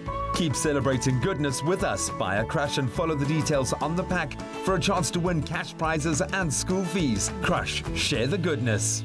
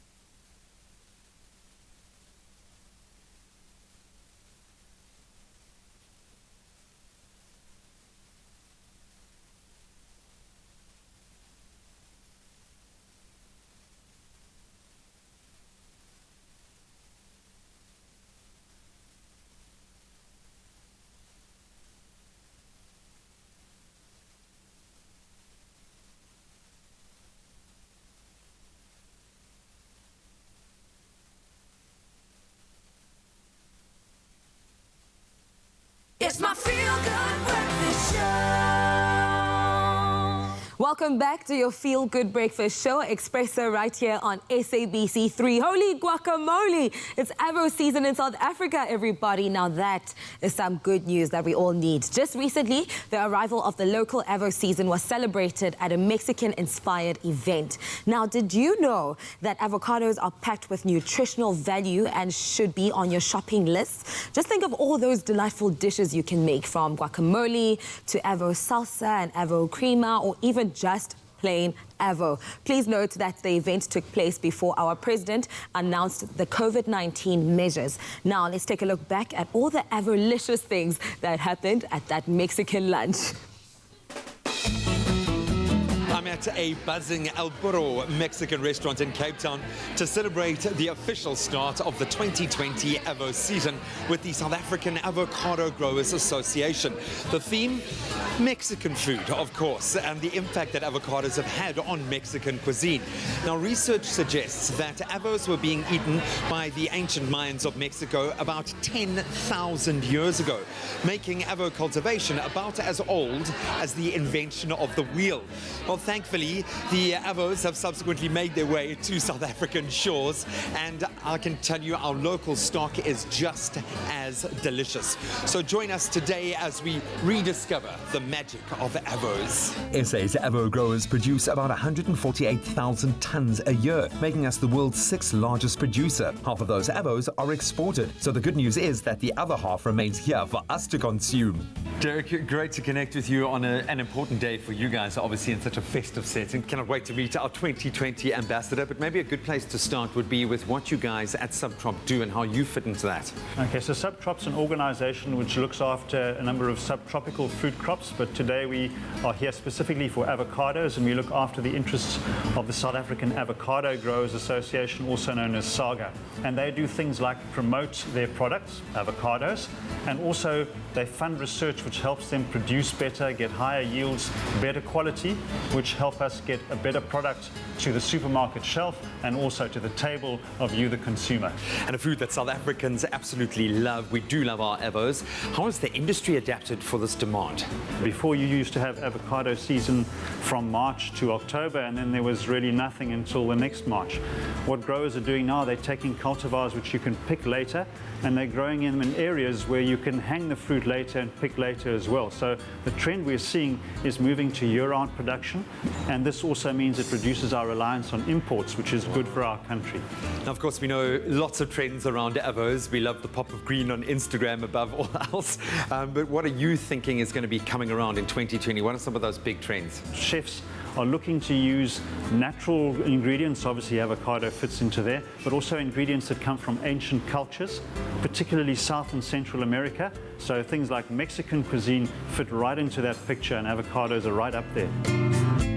In the 100th century, since Mexicans began to eat this wonder fruit, they, more than any other culture, have put avocado at the heart of their traditional cooking. As expected, we're bumping into all of our favorite foodies. Jenny Morris, you gorgeous thing here to celebrate the start of Avo season. I didn't realize how much I loved avos until I walked in here, but they're a South African favorite. I have to tell you that avocados are like a whole meal. They're so nutritious, so delicious. Eat them savory, eat them sweet. I love them. You can mash them on your face too. And there are a myriad of health benefits for the inside as well. I've got to ask, someone who loves to cook, obviously, but loves to express emotion and love through your food, if you had to cook one avocado dish or create one avocado dish to make people fall in love with the avos, what would that be? You know what? It's a cliche, but guacamole. You know why? You got nothing to hide behind. That avo is all buttery and nutty in its glory with a few little things on top. So guacamole for me. So Chad, as a food stylist, I'm sure you are inspired by the avocado. It's great to photograph for Instagram, yes, but obviously a whole myriad of ways that you can use it. We've seen it today being used quite creatively. Your favorite dish that you've tasted today? I think it's got to be the chili rellenos, which is just absolutely smoky. It's got the nice avo on top, which softens it so nicely. It's just amazing. Is your favorite way to enjoy an avo? When you've got to kind of create a dish to inspire people to go out there and enjoy it, what dish would you choose, do you think? You know, avocados, they are so powerful on its own that I think the simpler the better. So for me, it's always a chunky guacamole that's just going to hit the right spot. One of two winners of the third Avo Ambassador competition is food writer and caterer Karen Hart, who's gone above and beyond in promoting this versatile fruit. I think I am an Avo ambassador. I've been it all my life. I love the color, I love the taste, the texture, and it's rich and it's creamy, and I mean, and you can dress it up and you can dress it down, and you can make a very complicated dish out of it, or you can have it very simple. And I have this wonderful vegetable guy who brings me avos that he handpicks from the market, and it turns into, it's almost like butter when you open it up. It's beautiful. Clearly, there is nothing avo-rage about the avo. And thankfully, we no longer have to travel all the way to Mexico to enjoy one. Whether it's an inspired three-course meal at your favorite restaurants or just toast at home, everything is better with avo. And they're not only delicious, they're also loaded with vitamins, with fiber, and heart-healthy monounsaturated fats as well. So grab an avo, whip it up in your favorite way, and do your heart, your health, and your stomach a favor.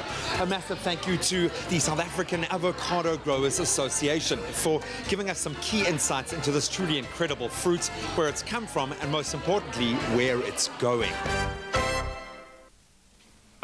I cannot tell you how much I love avocados. I loved them before that, and I love them even more now that I've officially joined the avocado family. So we are fully sanitized, washed, and ready to roll to make something absolutely amazing. The most important meal of the day has to be breakfast, and it's going to become quite a social affair over the next 21 days. It keeps us energized, it keeps us positive and productive. With lockdown looming, you'll need all the positivity you can get and all the creativity you can muster in the kitchen. So today, we're keeping it fresh with our new new-laid eggs, and our version of eggs in a basket. We're changing it up just a little bit. All you need for this recipe is a loaf of French bread, and it can be an aging loaf of French bread as well. So this might be great if you've got bread that's being pushed to the end of its shelf life. You need some eggs, you need a bit of cheese, some milk, and some cream. That's all that you need. And if you feel like being a little naughty, you can add some crispy bacon on the side as well, or even throw some bacon over the top.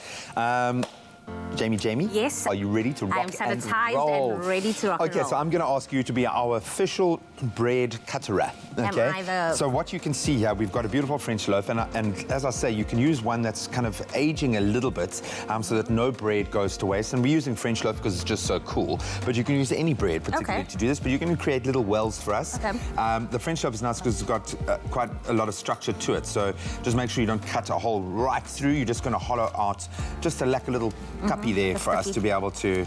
And then I'm going to use is it easier or difficult? Yeah. More difficult than it looks. There we go. Get in there like a hamster. You're like a vicious hamster. And it must be big enough to hold our egg and a little bit of our filling. That's good enough for you, yeah, sir? and maybe try and squeeze in one more so that the whole family can get one.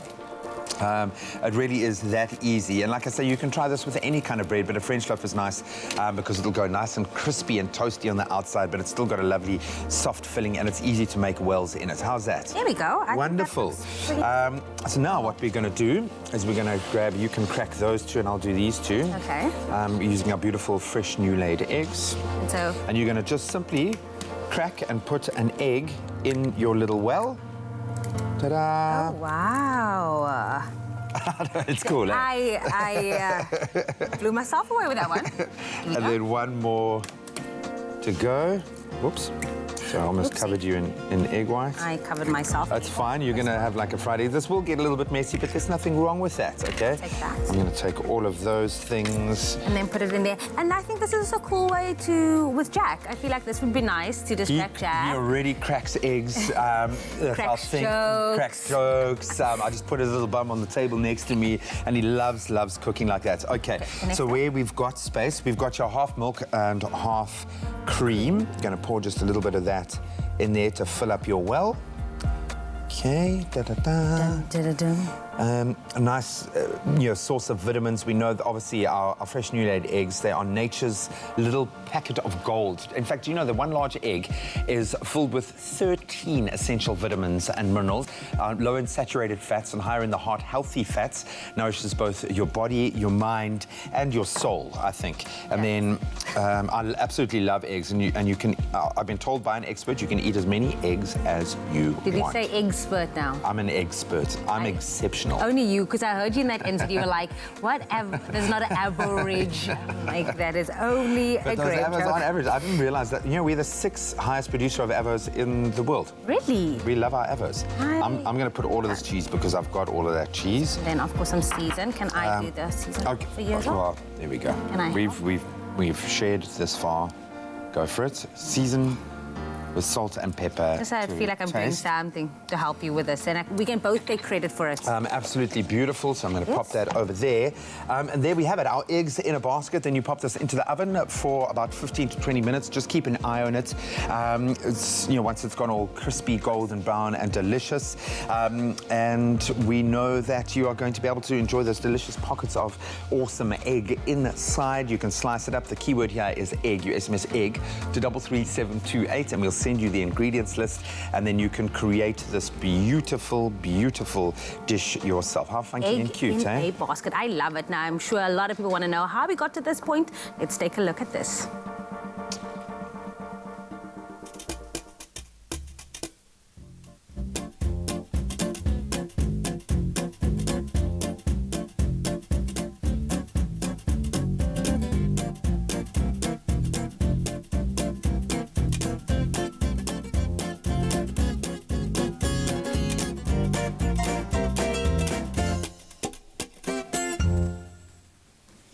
That looks excellent. It really does look exceptional. Absolutely beautiful. Remember, when keeping your eggs over these 21 days, you can refrigerate or you can keep them out in a cool, dry place. And luckily, they undergo stringent quality control beforehand, so you know that what you're getting is a fresh, beautiful egg. And you only want to use the best egg when you're creating eggs in a basket like this. And then that's what your final product will look like. And I think adding a little bit of bacon is a great idea as well. Maybe slice up some avo, and then you cut this into slices and you can enjoy the fruits of your labor. And breakfast is served. Ta-da! Ta-da! Right now. I hear a little bit later you're going to be getting an opportunity to redeem yourself. You're going to be testing your egg ability with a bit of an omelette challenge. So you want to stick around for that, but a lot more coming your way. And we're going to continue to answer those vital COVID-19 21-day lockdown questions. So keep them coming on our social media pages. Anything that is making you a little bit nervous going into this lockdown period as of midnight tonight, let us know and we'll relay it to the experts and try and bring you as many answers as we can.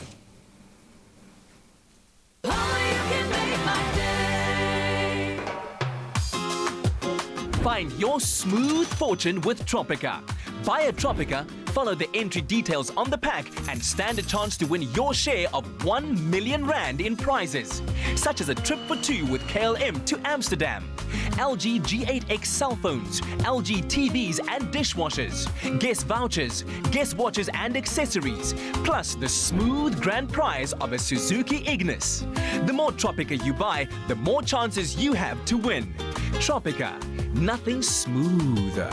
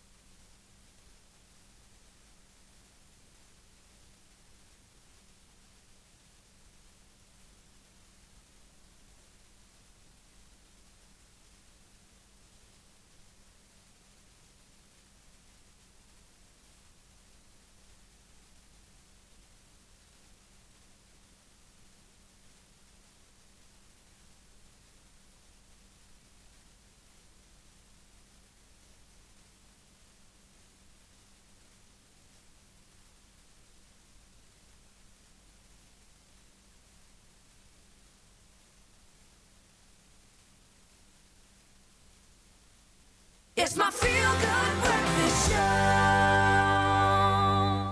Welcome back. You are live with Expresso. Thank you so much for tuning in on the eve of 21 days of lockdown. So on Monday, President Cyril Ramaphosa announced a 3-week lockdown of South Africa to tackle the spread of the new coronavirus. As of yesterday, South Africa's coronavirus cases had jumped again, now the number totaling 709, and it will continue to climb if we don't adhere to the new measures put into place during the 21-day lockdown.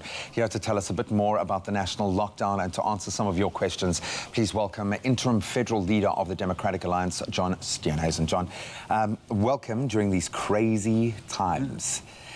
For someone who is working on the front lines and has to implement a lot of what now needs to be put into place during these 21 days, I would imagine a particularly fraught time, but an opportunity for us to work together as one, because we are now, not just as a nation, but globally pushing in one direction. Maybe you can start at the beginning. What does this lockdown mean for South Africa, and what is the ultimate purpose of it, to flatten the curve? Yeah. Well, obviously what you want to do is to prevent a critical peak of infections taking place, because what that leads to is a run on your healthcare facilities, and they are not simply they're not going to be able to cope with huge amounts of sick people. So what you want to do is to flatten the curve, to limit the transmission to other people, to buy you time to be able to put in place emergency measures, to wait for some form of vaccine to emerge, but to most of all prevent that rush on the hospital facilities. If you have thousands of people rushing to facilities, there's a shortage of ventilators, there's a shortage of medical personnel, you really have a crisis on your hands. So this is really a tough time, and it really is massively inconvenient, and it comes at a huge cost for our economy. But it's absolutely essential to flatten the curve and to stop the spread. We have the advantage, and I think this is where the presidency and all structures below, whether at a national or provincial level, need to be lauded for the tone, if nothing else, that we've approached this with. But we are able to follow global models that have worked. We have been able to see this. We have the one advantage of being able to follow those cases that have worked in other countries. I think a big question, maybe one of the first, is who is going to be allowed to leave their houses? So much has been said, but the man on the street doesn't quite know exactly where we stand. So who's allowed, which employees will be allowed to leave their houses, who's going to be able to roam freely, if anyone? Well, the regulations were published yesterday by Minister Dlamini Zuma, and it's very, very clear from those who are going to be allowed out during this period, and that is mainly police personnel, frontline medical personnel who are required to assist with medical cases, emergency services, so your fire departments, your ambulance services, stores that will be able to remain open are mainly grocery stores, and food to keep the food chain going so we don't have panic buying, and citizens will be allowed out to go and buy groceries, to access medical care, and to buy pharmaceutical products. People will be allowed to them, but only under those circumstances. We are already experiencing panic buying to some degrees in some communities. I mean, I applaud the people who have just approached us with some modicum of calm, but unfortunately panic has set in some places. When it comes to public transport, how is that going to be governed, and who will be able to use it, and how much of that infrastructure is going to remain? Well, obviously what you want is to keep people away from public transport as much as possible. There's two weak points for South Africa. The communities where you've got large numbers of people living very, very close together who cannot self-isolate, and is a perfect environment for the virus to spread. And of course public transport, which is able to spread the virus both on the public transport and to transport it to other communities. So people should really try and avoid using public transport during this period. There are some regulations that have been put in place around the number of people in a vehicle, the sanitization requirements, as well as the way in which public transport nodes need to be sanitized. But really during this 21-day period, people should just try and stay at home as much as possible. We're not going to flatten the curve, we're not going to stop the spread if we have people moving around as per normal. Maybe I can speak from my very privileged situation. I mean, everyone, I know it's all relative. I've got a baby coming next week, which kind of changes the game entirely for me, but it's almost been a blessing because it's given me something else to focus on. But a lot of people just asking about the simple things like, can I go for a jog? Will I be able to take my dog for a walk? Cabin fever's already set in and we haven't even taken it to level 10 yet.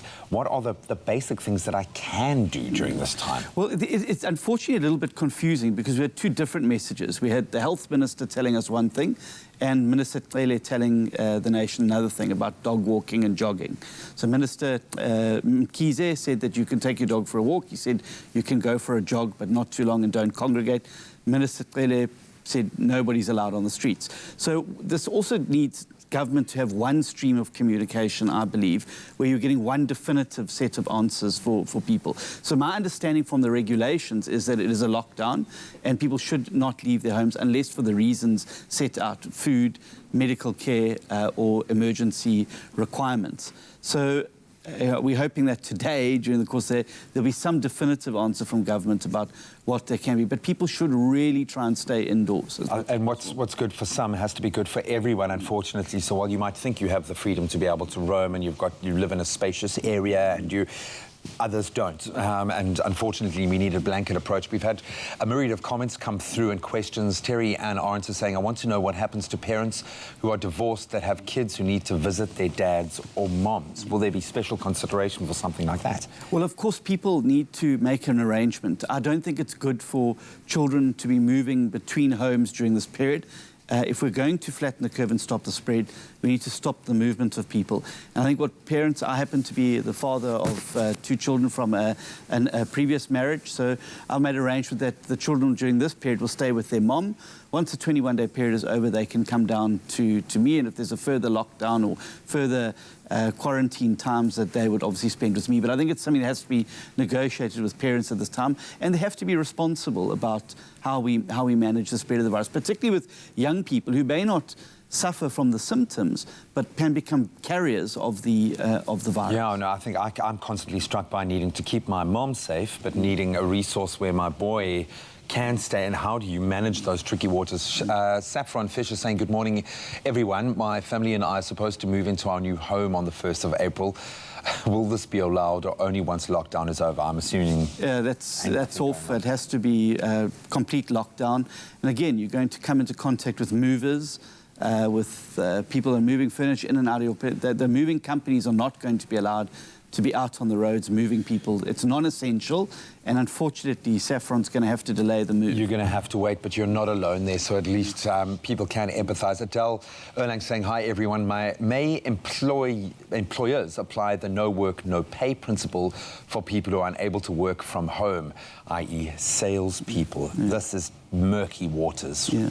So government has developed an economic intervention package which seeks to provide financial assistance for businesses and employees who are suffering during this period. Obviously, I think we have to make an appeal to employers to be sympathetic during this period. This is really, salespeople are not being locked down because they don't want to go to work. It is a health imperative. And I think where employers can keep the payroll ticking over, they need to make that effort to do so. It is in the national interest that they do so.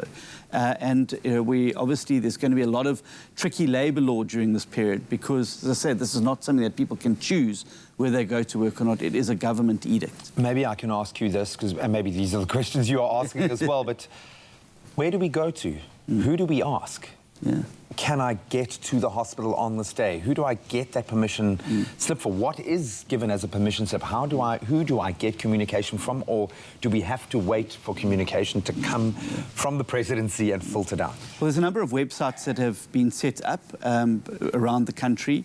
Government has its own website. We've got one as well for our political party where we're putting on information on a daily basis and absorbing the information that's coming from government and putting it into easy-to-read formats, infographics, etc. It's da.org.za/defeat coronavirus. Defeat COVID-19, sorry, defeat COVID-19, and people can access that information there. But there are also government websites. The Western Cape Provincial Government's got a website. Most provincial governments have got websites to be able to access that information. And we've got WhatsApp and emergency numbers on screen right now as well, but we'll try to relay as much of that information as possible. Stay tuned for a continued discussion on the national 21-day lockdown with John, of course, joining us from the DA, but it seems like all politicking has been set aside for human interest, and we'll continue on that path in just a moment. Wherever you may be, all Expresso prizes are delivered to you by Globe Flight, delivering smiles since 1998, 24/7, 365.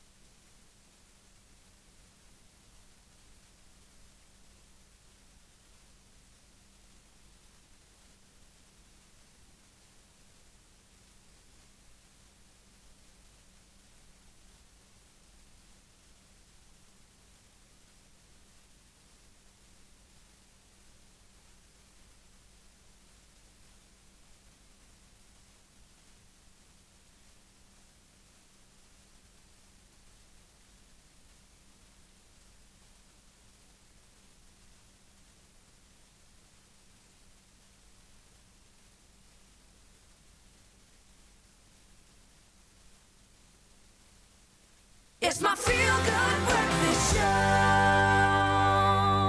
Welcome back to your Feel Good Breakfast Show right here on Expresso on SABC 3. We are back in the kitchen. It's the first time us being together in the kitchen. Bluetooth high five. Tush. Please hand sanitize my hands. Sanitize you, because friends who sanitize stay together. Stay together. And alive. And I just came out Staying of the alive.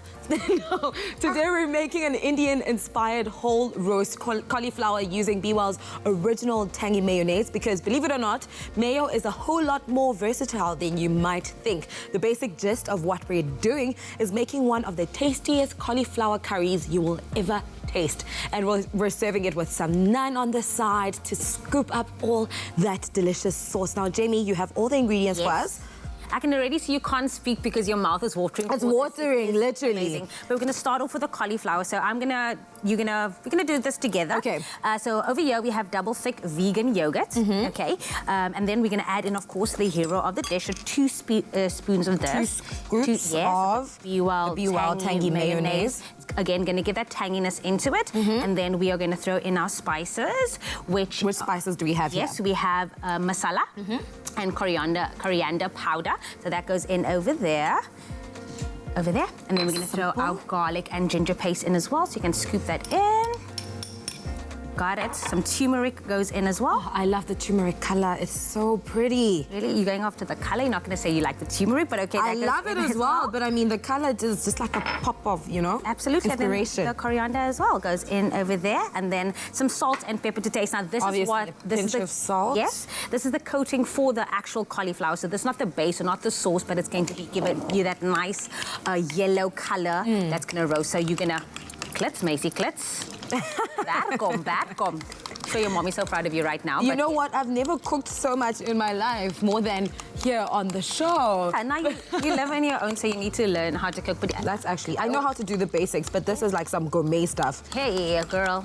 Things that we can practice over the 21-day lockdown, right? Absolutely. Now, BeWell is the only mayo endorsed by the Heart and Stroke Foundation of South Africa. Wow. Carries the Cancer Smart Choice seal. It's high in vitamin E and omega-3s. It helps lower the risk of heart disease and depression and, of course, arthritis, right? Yeah, cooking, for me, cooking is a sense of relief. So it does just make you feel like you're in your own space. I really feel like I'm Jamie Oliver. I'm like, whoop.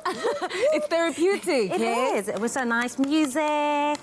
You're feeling it. So I think that's good. And now what is good enough? It's perfect. All right. You are going to scoop it onto the cauliflower that is looking a bit bare over there. So you're now going to... It's a little bit lonely. I know. So now you're going to dress it up nicely, get that marinade right around it, coat it, so that it's going to be that golden, yummy, and then the cauliflower is just After it bakes. Elevated to the next level. Now, the key word is BeWell to 33728 to get this recipe straight to your phone. So make sure to SMS now. SMSs cost R1.50. No free SMSs apply.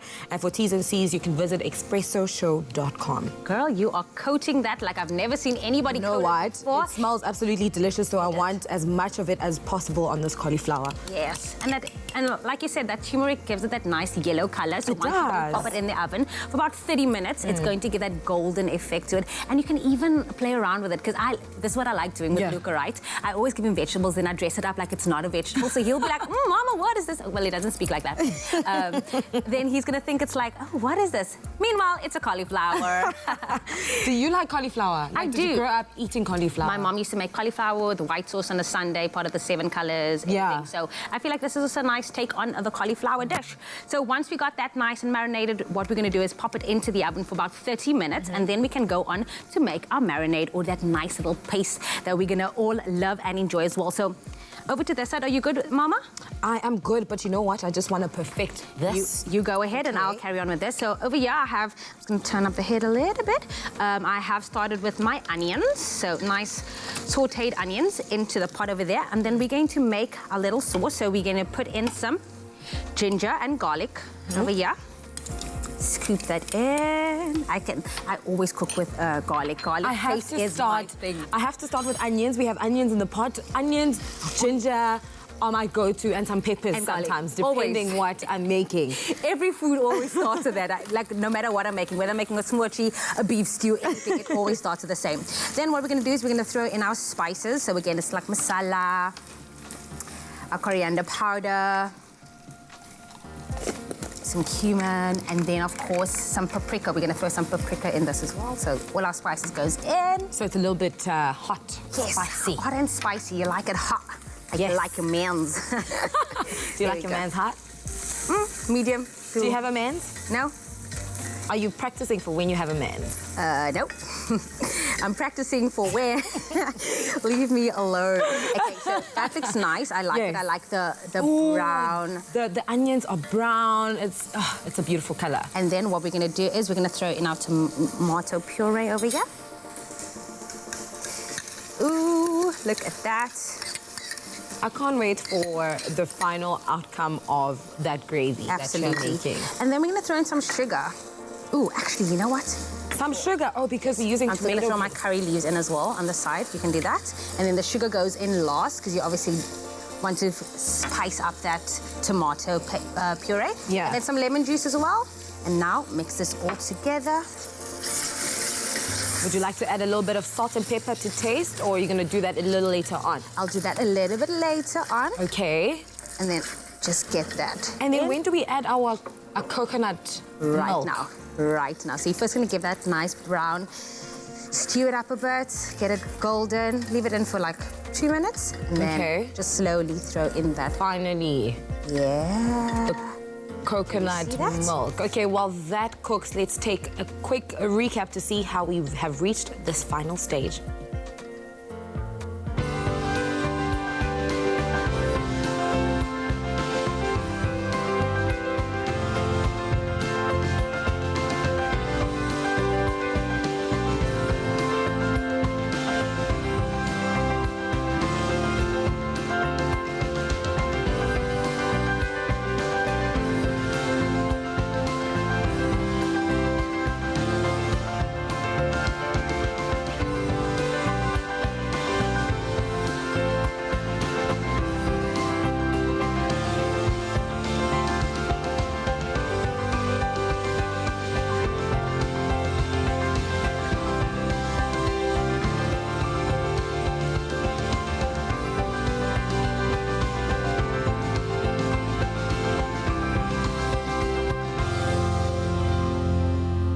It looks like it's coming together. Absolutely love it. You're allowed to cook for 20 to 30 minutes, right? Yes. You're going to let it reduce. It smells like a tomato paste at first, but then you'll soon start realizing that all that spices is coming through. You smell the cumin, paprika, and this will be your base, of course, for your cauliflower-inspired Indian dish. There you have it. Now remember, the keyword is BeWell to 33728 to get this recipe directly to your phones to practice and perfecting your soup making skills and all of that. Now this was easy to make and it's packed with creaminess and flavor. To get the recipe once again, SMS the keyword BeWell to 33728.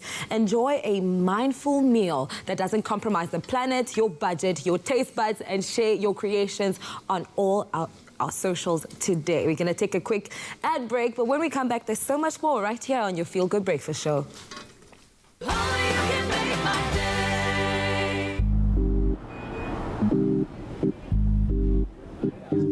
Kick off your savings goals with 0 monthly fees and unlimited swipes. Get a pay-as-you-use account on the Nedbank Money app today. Money.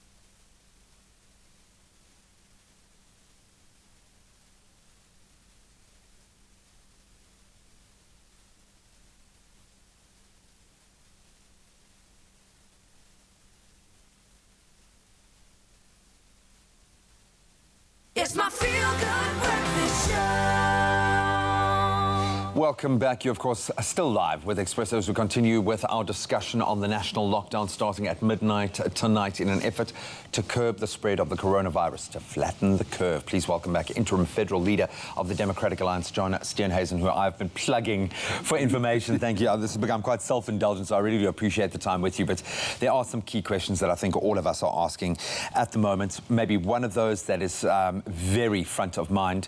What will happen if I don't adhere to the rules of lockdown? What are the repercussions? Well, because there's been a state of national disaster called, there are legal implications for failure to comply. We've already seen a KZN businessman being arrested for failing to comply with the quarantine.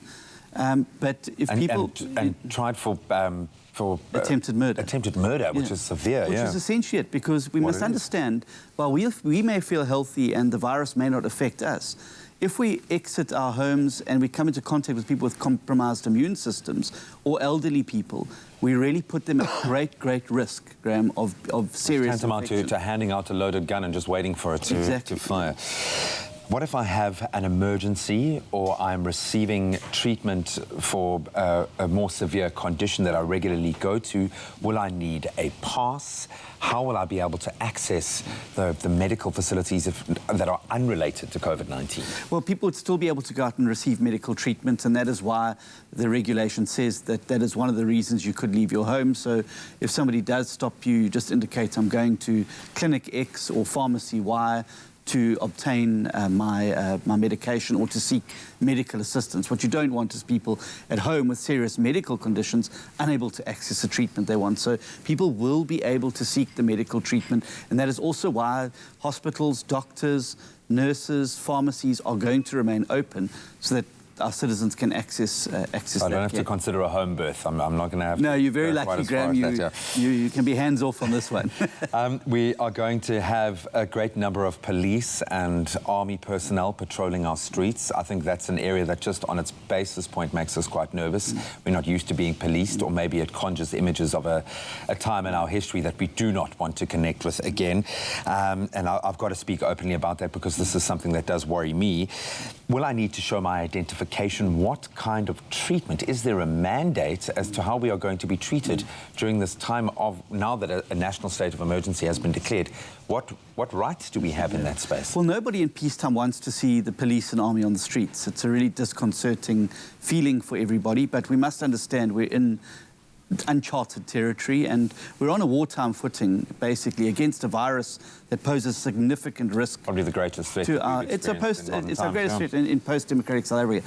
I would make sure that people carry with them their driver's license, their identity document, in case that's required at all times if you're traveling outside of your home, and to make sure that I think that we must be polite and accommodating to the security services, but they likewise have a duty, I believe, to be fair and considerate to the needs of the community as well. I think that if we can have an understanding of mutual respect between us as citizens and the armed services, and security services, I think that we'll be fine. I think if you, there needs to be that respect. And we also need to remember this is not a state of emergency. So civil liberties are still important in this context, and we must ensure that we don't allow a tyranny to set in over this period under the guise of these measures. So as members of parliament and as civil society, we need to keep an eye on the conduct of these security services. Perhaps why MPs have been deemed an essential service at this particular time. How far will we be allowed to travel? Are we going to be stuck in our suburbs? Are we going to be able to travel along national roads? Will we need a ramped up? Will we need a permission slip to be able to travel further? How far will we be able to... Interprovincial transport is going to be a no-no. Obviously, what you should do is to try, with as short a journey as possible, access your medical care and your facility. Obviously, if you are receiving treatment for, let's say, a cancer and you need to go and have your chemotherapy, or you're on dialysis and you are going to be able to go and see your usual doctors and the usual hospitals, no matter what the distance that may be to your home.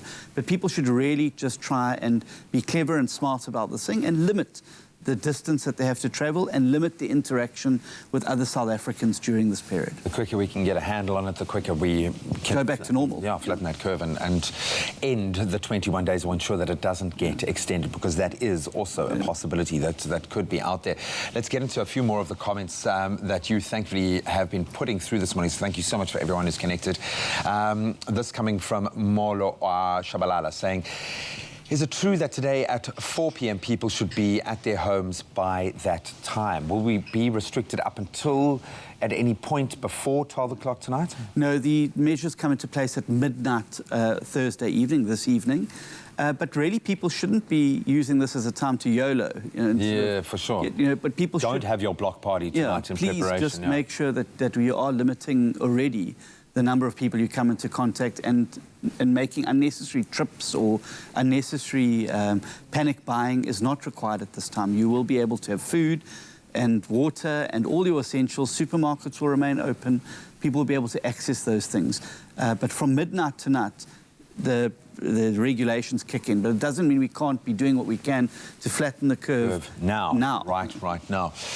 Tyro Tai Mering saying, good morning to all. Are companies like grocery stores allowed or supposed to provide transport for staff to work during the lockdown period? I imagine there will be regulations that are put in place about how staff are moved around. I think some employers are already, particularly the bigger chains, are already looking at how they can get the employees to work. Some of them looking at accommodation facilities close to the grocery stores so people can access, particularly grocery store workers are going to be able to access there. But even when you go to the grocery stores, you're going to see there's a very strong regime of sanitizing, of social distancing within the stores. Some of the stores very innovatively place stickers on the floor where shows you the right distance to stay away from people, and those are going to have to be strictly adhered to. But go in, avoid people, get what you need, and go home. I think that's the key message. And especially today, because there will be an influx of people. A couple of the shops that I visited yesterday, none of that was being adhered to because people, that panic had set in. So you don't want to create a massive influx now before we go into lockdown. It has to be adhered to from right now. I'd like to know, and this is coming from Carmen Hendricks, I'd like to know if the courts will be open during lockdown. I have to be there on the 9th of April. The police station cannot give me an answer, and no one is answering any calls at the court. No, the Chief Justice has given direction that the courts will stay open in some instances. And I think that what she needs to do is just make contact with the investigating officer or with the clerk of the court that she's required to be into to establish whether that court will be sitting. They're going to hear essential cases, but also it'll be very restricted to, my understanding is just the legal teams that are if someone fails to, because of whatever reason, not to make it into that, do you think there will be recourse, or that will they be given concession in that I think there'll be an understanding that this is a lockdown period and that people are not... but if you have been subpoenaed, I would really recommend making contact with the clerk of whichever court you've been subpoenaed at to try and find out what time you have to be there, or whether you're required to be there, or whether the case is going to proceed or not. Okay, but the courts are still open. Gary Okamp, who's a regular contributor to the show, so good morning, Gary. Hope that you and yours are safe. Saying, morning, my mother lives about 2 kilometers from me, and she has absolutely no means of getting to a grocery store. She also has limited mobility, sometimes uses wheelchair. Question, am I allowed to buy emergency groceries or medicines and take it to her? This has to happen in my case because I've put a ban on my 65-year-old mom leaving the house. Obviously, you want to keep elderly people as far away from general public contact because they are the most vulnerable group to the virus. I'm sure that there will be ability to be able to go and assist the elderly. You can't have people sitting at home unable to access medicine, unable to access groceries, etc. We've got a very large differently abled population in South Africa who don't have the mobility, and interactions and facilities need to be made available. So I'm sure if it's for a weekly grocery drop or a medicine drop, it'll be fine, but please take the precautions that are required then. Sanitize your hands. Make sure you sanitize whatever you're handing over, because you don't want to compromise the immunity, particularly of older South Africans. Of elderly people. We're going to try and get through a few more of your comments and questions. So thank you again so much for staying connected with us all. Absolutely vital questions that I think we are all sharing. And then we're going to delve a little more into the personal aspect of this experience, because it's something that I think as a species we are all experiencing on a very human level as well. But thanking again John for giving us his time and for being so open as well. Those are absolutely important questions, and I'm happy that our viewers have asked these questions, because I'm pretty sure even more people have thought about these kinds of things and how they can navigate their way through the 21-day lockdown. I'm happy that John is here to address those questions. So keep those questions coming, man. Absolutely. But of course, after the break, we're also getting into baby talk. Kath McGaw is here to take us through how we can boost our babies' immune systems in this 21-day lockdown. So keep it locked here on your Feel Good Breakfast show. We're going to take a quick break, and we'll see you in a moment. Only the highest grade Arabica beans. McCafe. Great coffee, simple. See you after the break.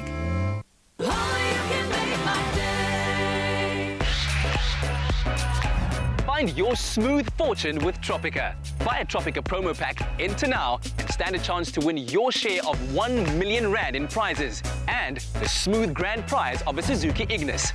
The more Tropica you buy, the more chances you have to win.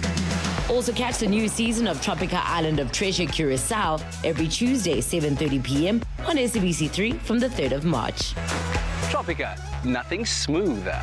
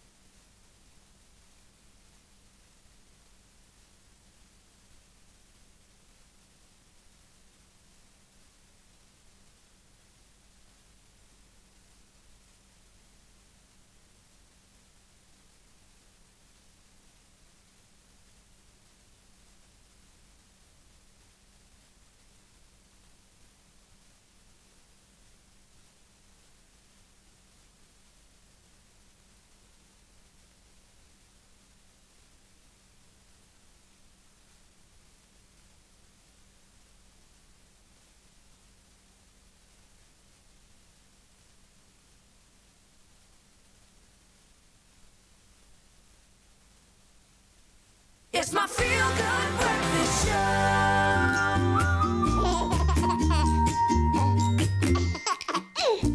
Oh, amazingly enough, even in these trying times, that little giggle still brings a little peace to my heart. Hopefully you feel the same. Welcome back. You're live with Expresso as we talk all things COVID-19. 21 days of lockdown beginning tonight at midnight, but an opportunity for us and maybe an implication that we need to protect our children even more during these times. And we are joined by our good friend in health and all things, Kath McGaw, who is a clinical pediatric dietitian, to chat to us about how we can boost our baby's immune system during COVID-19. How are you, love? Good, good. How are you holding up in these insane times? Oh, no, it's crazy, hey? Sure. Yeah. Under these circumstances as well. But I think a lot of, we spoke about this yesterday, like the anxiety that we as parents have. But now, of course, it's maybe a time that we can reflect and maybe even get in more nutrients, more foods. Take us through it. What is one of the key vitamins that babies are going to be needing at this time to boost their immune system? Well, I think with parents spending more time at home and obviously families being more together, getting the fruits and vegetables, which is always the challenging group, often for babies and toddlers and even your preschoolers. Vitamin C is probably one of the key ingredients, key nutrients that we need. And this obviously comes through our fresh fruits. Vegetables, when they're cooked, they actually produce a large amount of antioxidants, which are available. And antioxidants play such an important role in immunity. So and that's wonderful because you can hide vegetables in food, whether it's in sauces or it's in muffins or it's in so many different ways, smoothies. And kids actually love smoothies, so it's actually a wonderful place to actually hide those nutrients.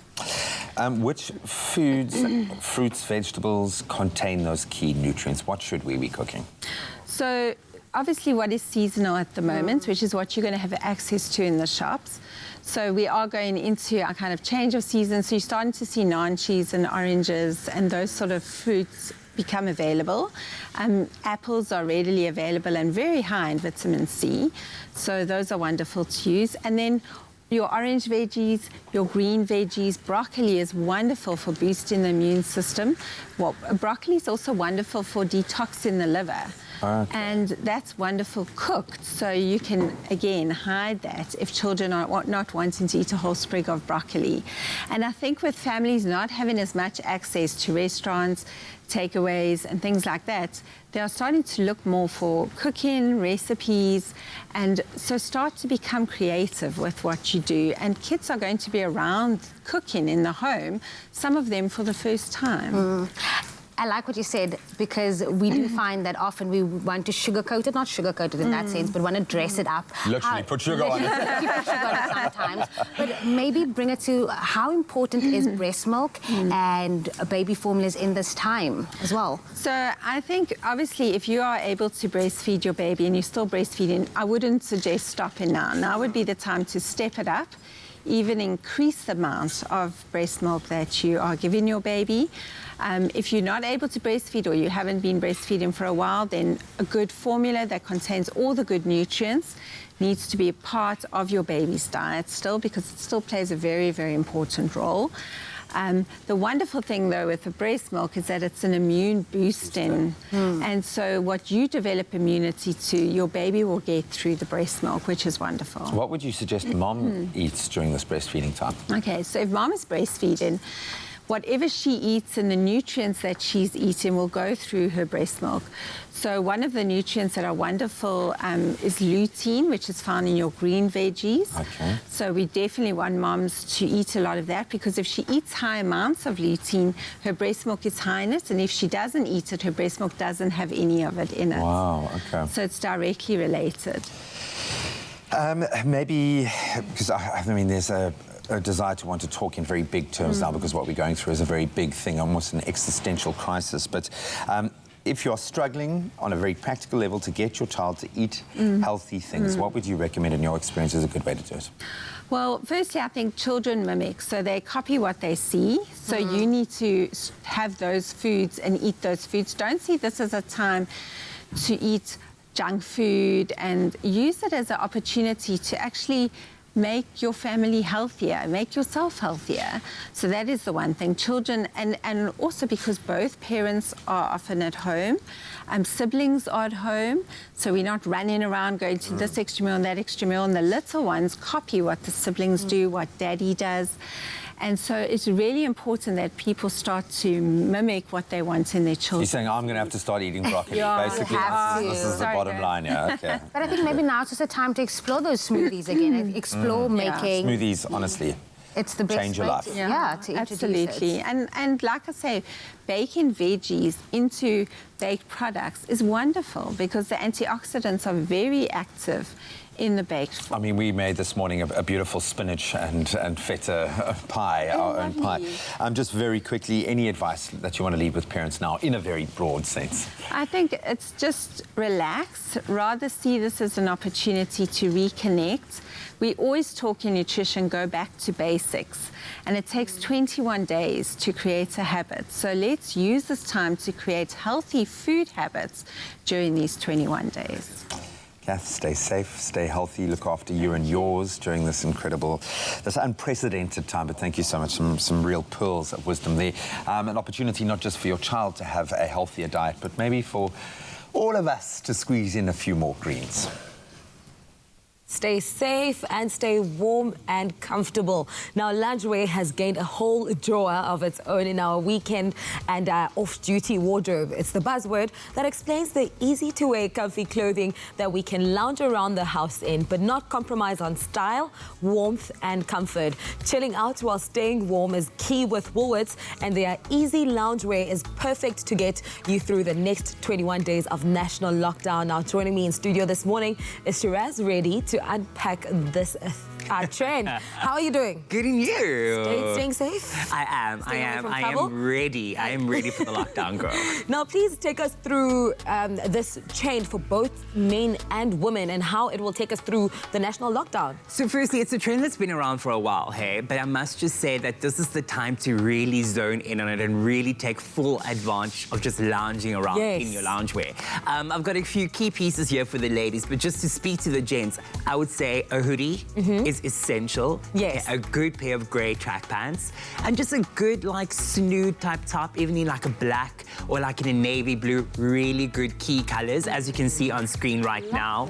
And just with a simple pair of sneakers, but you're going to be at home, so your slippers or your slops are going to do fine. Socks, comfy socks. And in shades of nudes also really great. But Woolies has done an amazing job for the ladies this season. And I mean, I just want to show you again, I'm all about a crop, and here's a bit of a crop hoodie. Love crops. It's in a soft knit. Again, an inch of soft knits is really important in this time of the year. You know, we are going into autumn as well.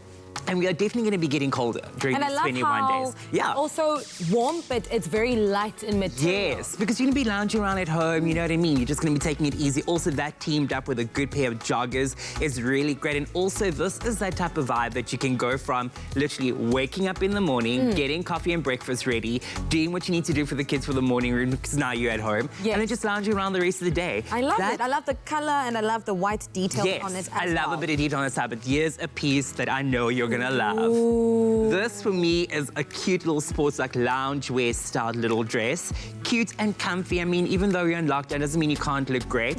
And I love the little drawstring to cinch in the waist over there, also flattering on most body types, if not all. And on a normal day, you can pair that up with sneakers. Exactly, or just a pair of slops. I'm easy like that. Also, a good old plain white crew neck, that with your pajama pants. Good to go. I love that combo. It is everything together. And the white and grey together just work perfect. I'm all about a white and grey. A monochrome look, you got me. But then again, also, if you're into sets, I can never say no. I mean, how cute is that little bow detail? That's gorgeous. Just by the waist. I love that. And Woolies has done really great with little pockets and stuff in case you need to throw your phone or your power bank, because now you're walking the dog around the yard, not on the street, around the yard. Please don't get it wrong, but you still got to look chic in your garden, darling. Just walking to the gate and back. Yeah, and then navy blue. I'm all about a navy blue. Woolies has done amazing with the elasticated pants as well. It's a really great option for you. There's a lot of variety and different styles. I'm all about variety. And talking about that, how awesome.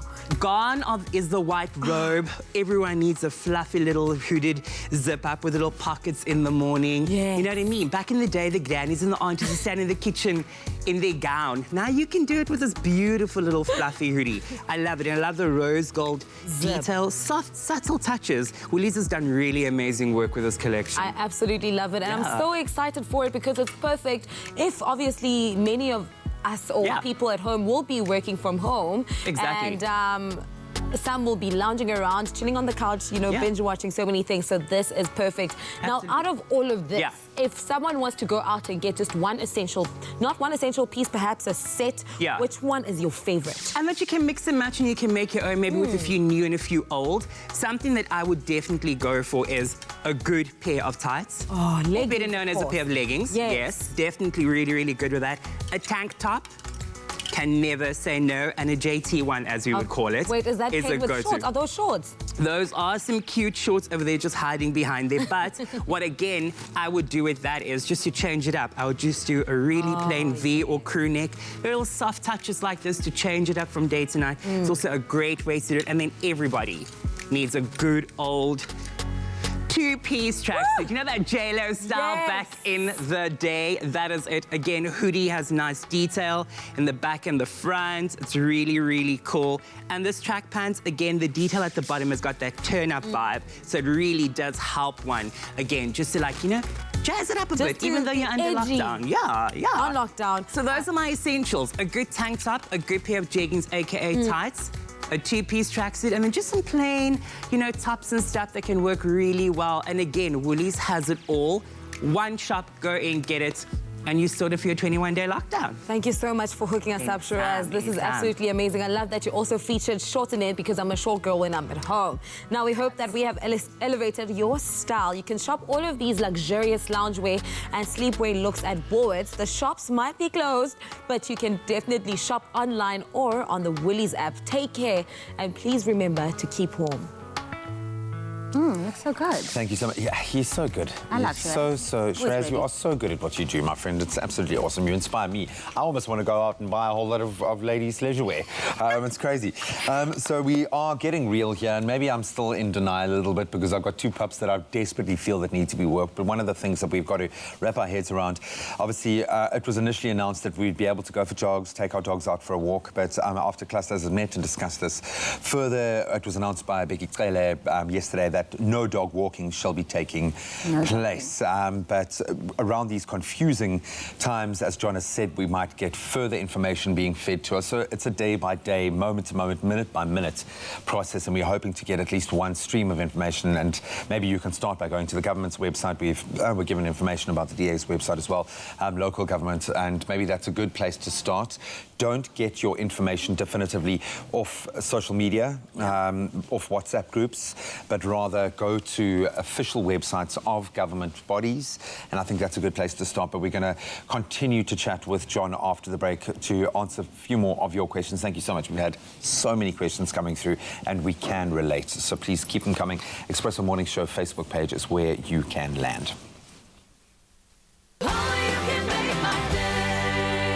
Thanks to you, Crush has donated 20,000 pairs of school shoes to children in need across South Africa. Keep celebrating goodness with us. Buy a Crush and follow the details on the pack for a chance to win cash prizes and school fees. Crush, share the goodness.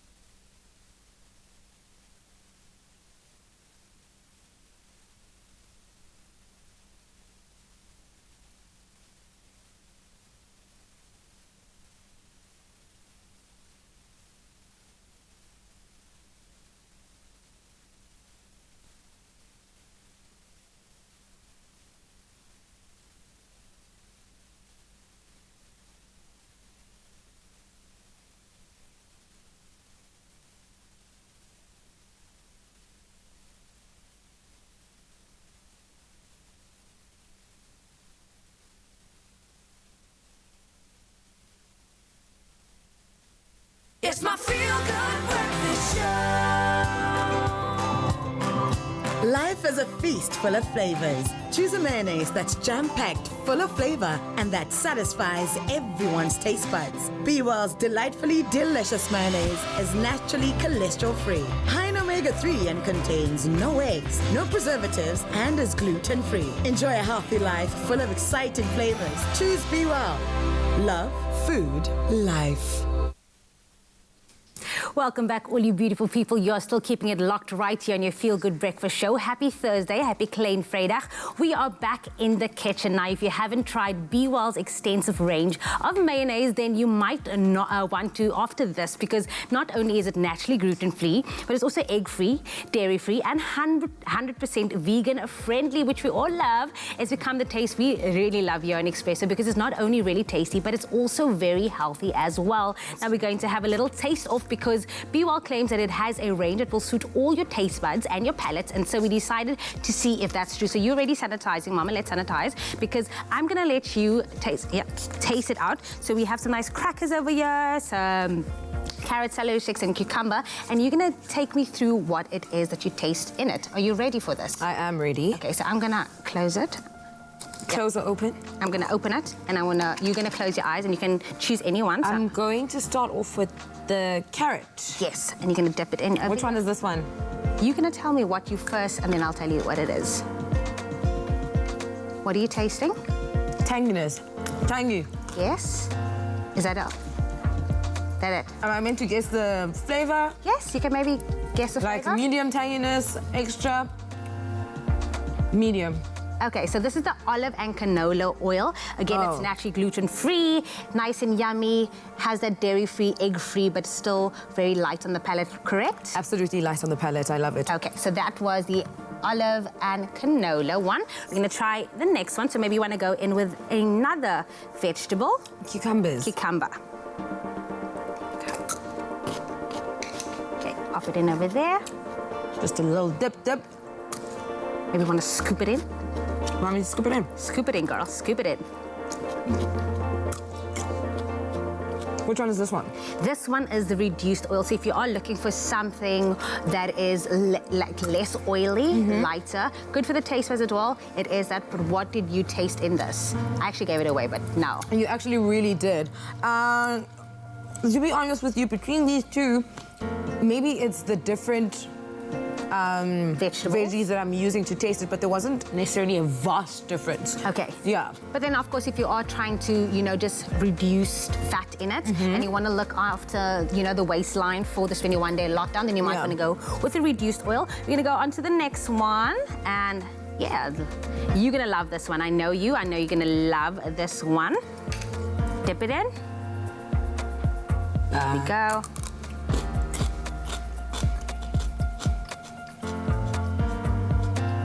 I actually do like it a lot. Which one is this one? Because it is the original tangy. Now you can make a nice salad with it, nice for wraps, high in omega-3 as well. So very healthy, and of course you like the tanginess of this. So I knew you'd like this. It has a sweet profile to it as well. Did you taste the sweet profile? I did. Okay, and then the last. With all of them, there is like a touch of sweetness in them. Because. Oh, why is this one different from all of them? Why is this one white? Taste it and you'll understand why. Dip it in. Why are you scared? Out of all of them, this one is my favorite. Of course, this is the nice and thick and creamy. Again, you can make nice potato salad with it. You can use it for a dip just like this. Crackers. Crackers, if you're having nice chicken wings as a side. So this is definitely something you want to try. But of course, you can get your hands on this. Is all Be Well. Good for your heart. Good for anything. Oh, look at you. Look at you. Just want to try with something different. Look at you dipping in everything over there. You loving it? Go for it. Are you going to dip it in more? Yes. I absolutely love it. Be Well Mango, tangy, loving all of it. Remember, it's running an exciting competition at the moment, and it works like this. If you enjoy Be Well Mayo, they want to know about it. If you have a favorite Be Well Mayo like Kuchle, they want to know exactly why. So send your videos, your photos, and reasons why you love it to the Be Well WhatsApp group on 060-582-3678 using the hashtag Be Well Taste Off, and you could win a Be Well hamper filled with Be Well mayonnaise. You can also post to their Facebook page as well and get your hands on this creamy yet healthy and tasty mayo. Go over there and do it right now. All right, so we know that Easter is supposed to be a magical time, and there is no reason why you can't use this time now to really express love for your family, connect with each other, and have a lot of fun and create a beautiful home environment using some amazing decorations with a little help from the cutest Easter bunnies in town, courtesy of Lint, and also probably the most delicious. And them on their own make a beautiful, great decor addition to any table, to any home home. You can create an Easter egg hunt in your home, but we're going to give you some truly magical ideas for home decor. Jamie, come in here because this seems like your kind of speed here. Absolutely beautiful, and we're going to be using them as a centerpiece or a counterpiece to create the most beautiful Easter table. Doesn't this look gorgeous? It's gorgeous. And can we also talk about just like the transition of all the different Easter bunnies? So there's three big ones. So of course you were talking about the centerpiece one. Look at the nice design work on it. Yes, look at this nice like flower style to it. And then we have little, I will say that's Mommy the gold bunny because she's gold, you know, all of that. We have the little small ones you can explain to Jack. Like this is you, that is Mommy, that's it. And then the little eggs because I think this is so cute. It's pretty and nice little decoration. The piece de resistance, the large lint gold bunny. It stands out on the table. Beautiful feature piece and something to look forward to, I think, over this festive season. So just doing a broad sweep of what we've created here. It is quite feminine. It's soft. It's relaxing. It's beautiful. We've used a lot of muted tones. So the pinks and the pastels really do come into play. You'll see with the flower decorations here, use flowers that you have in your own garden. You want to be, obviously you're not going to be able to go out and buy flowers, so use what you've got around the house, little egg holders that you'll have in your own kitchen, use glasses that you've got, and just get creative around what is in your garden. Keep it loose, keep it flowing. This has got quite a beautiful kind of cottage garden look and feel to it. Absolutely, and I like the contrast of the colors again because you can use what is in your gardens, the colors, the peaches, the purples, the whites, and then just keep it simple, mix and match. Even if you want to throw in a different pop or shade of color, that's exactly Can I it. please taste an egg? Of course you do. Of course you want to. Because I really feel like I need to do a proper quality control test. Ooh, and it's white chocolate. Now, as I said, like, yes, they look amazing. And that maybe helps a little bit because it's going to stop you gorge eating them because... Is it melt in your mouth? No, it's absolutely special and amazing and beautiful. These have to be, without a doubt, the best Easter bunnies and Easter eggs that are available. So if you're going to do a little bit of shopping today, make sure that you've stocked up on these Easter goodies. Make sure that you get the best quality for your child. And while we're all sitting around this incredibly beautifully decorated table, I'd like to read you a little story about the Lint Gold Bunny. The Lint Gold Bunny first opened his eyes to the world of chocolates back in 1952, believe it or not. What a history. The story goes that one bright spring morning in March, when the ground was still covered with a blanket of crisp white snow, one of the Lint chocolatiers saw a little bunny in his garden, and the chocolatier's young son was completely mesmerized when he saw that the little bunny had begun to cry as soon as it disappeared into the bushes. So deeply touched by how upset his son was at the disappearance of this gorgeous little bunny, the father suddenly had a great idea. I should make a bunny like that one out of chocolate.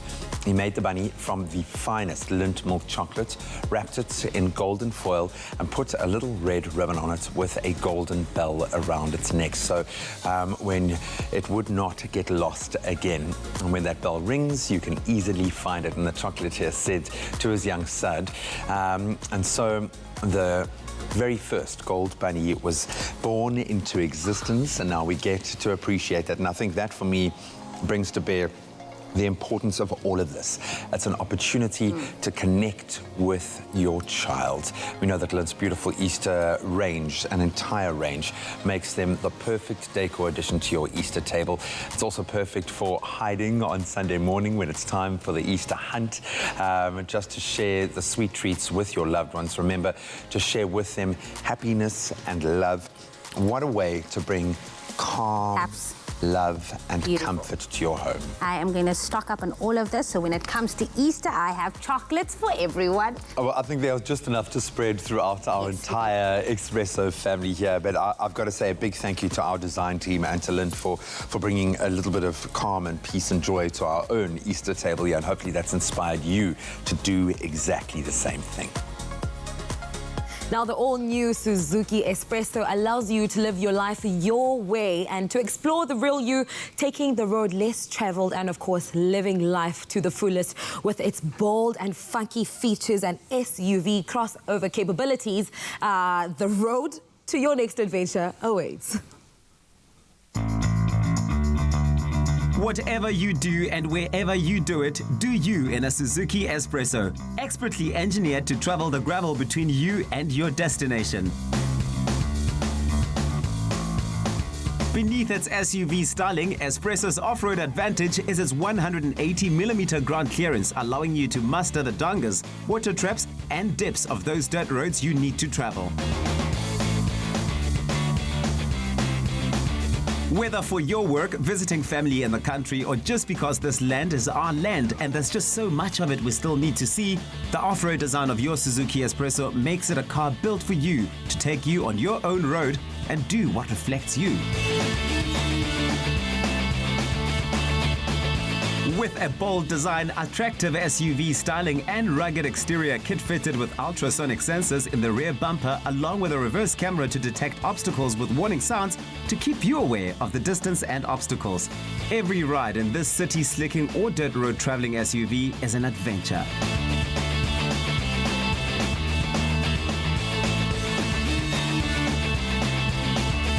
Hop into the Espresso and do life your way. Right, we're going to take a momentary break. When we return, we're going to continue to delve into a host of questions that have come through on our social media platforms relating to the 21-day lockdown that, of course, kicks off tonight at midnight. How are you feeling about going into this phase on a personal note before we delve back into that discussion after the break? Because this is a very personal thing that we're all going through. Well, I think there's a great deal of anxiety because this is uncharted waters, and you know, being in possession of the information doesn't take the anxiety away. You know, I'm very concerned. Are we going to get through this? Is it going to work? Are we going to flatten the curve? Because the consequences, if we don't, are so absolutely serious. So there is a measure of anxiety and concern and worry for the country, where we're going to be after this as well. What are the long-term effects on our economy going to be? Are we going to see unemployment rising? These are all things that weigh very, very heavily on me. And obviously we want to get through it, but we also want to come out at the end in a shape that's going to mean we can take the country moving forward. And be able to recover and I think look after our own families. Yeah, exactly. But we will take it step by step, day by day, and we'll continue to answer those questions. John has very kindly offered to stick around. He's set meetings aside to be with us this morning. So get those questions through. If you have any, put them onto our social media platforms. Expresso Morning Show Facebook page is a good place to start. We'll see you in a moment.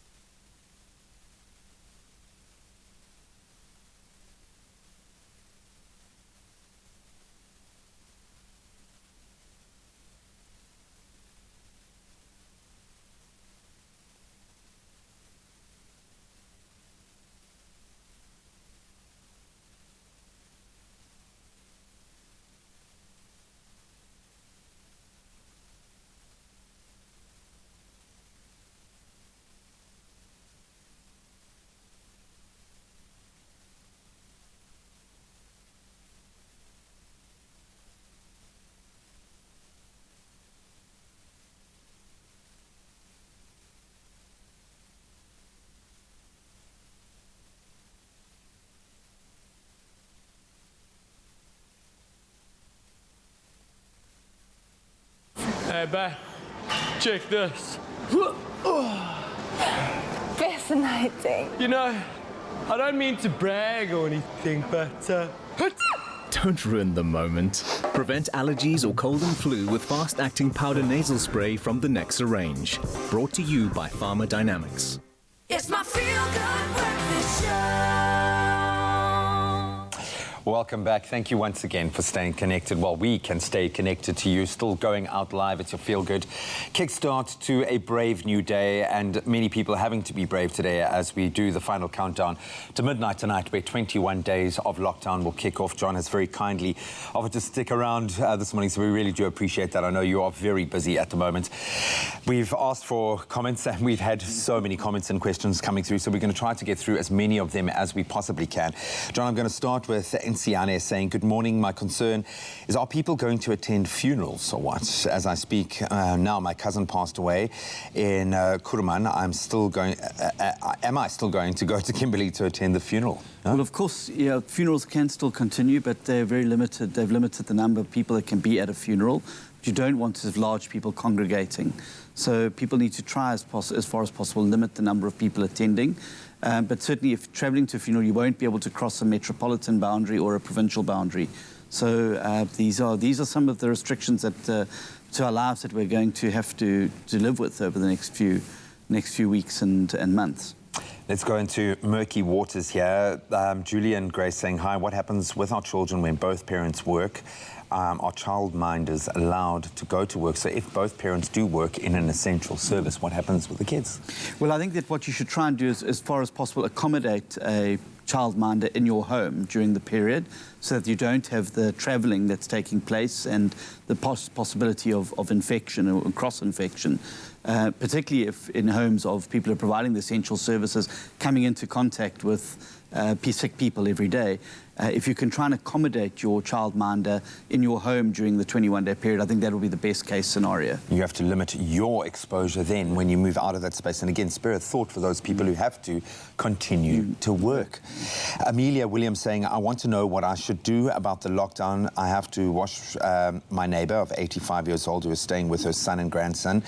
They are men and cannot wash an elderly woman. What should I do? Presumably she's still allowed to do that. Yeah, she's still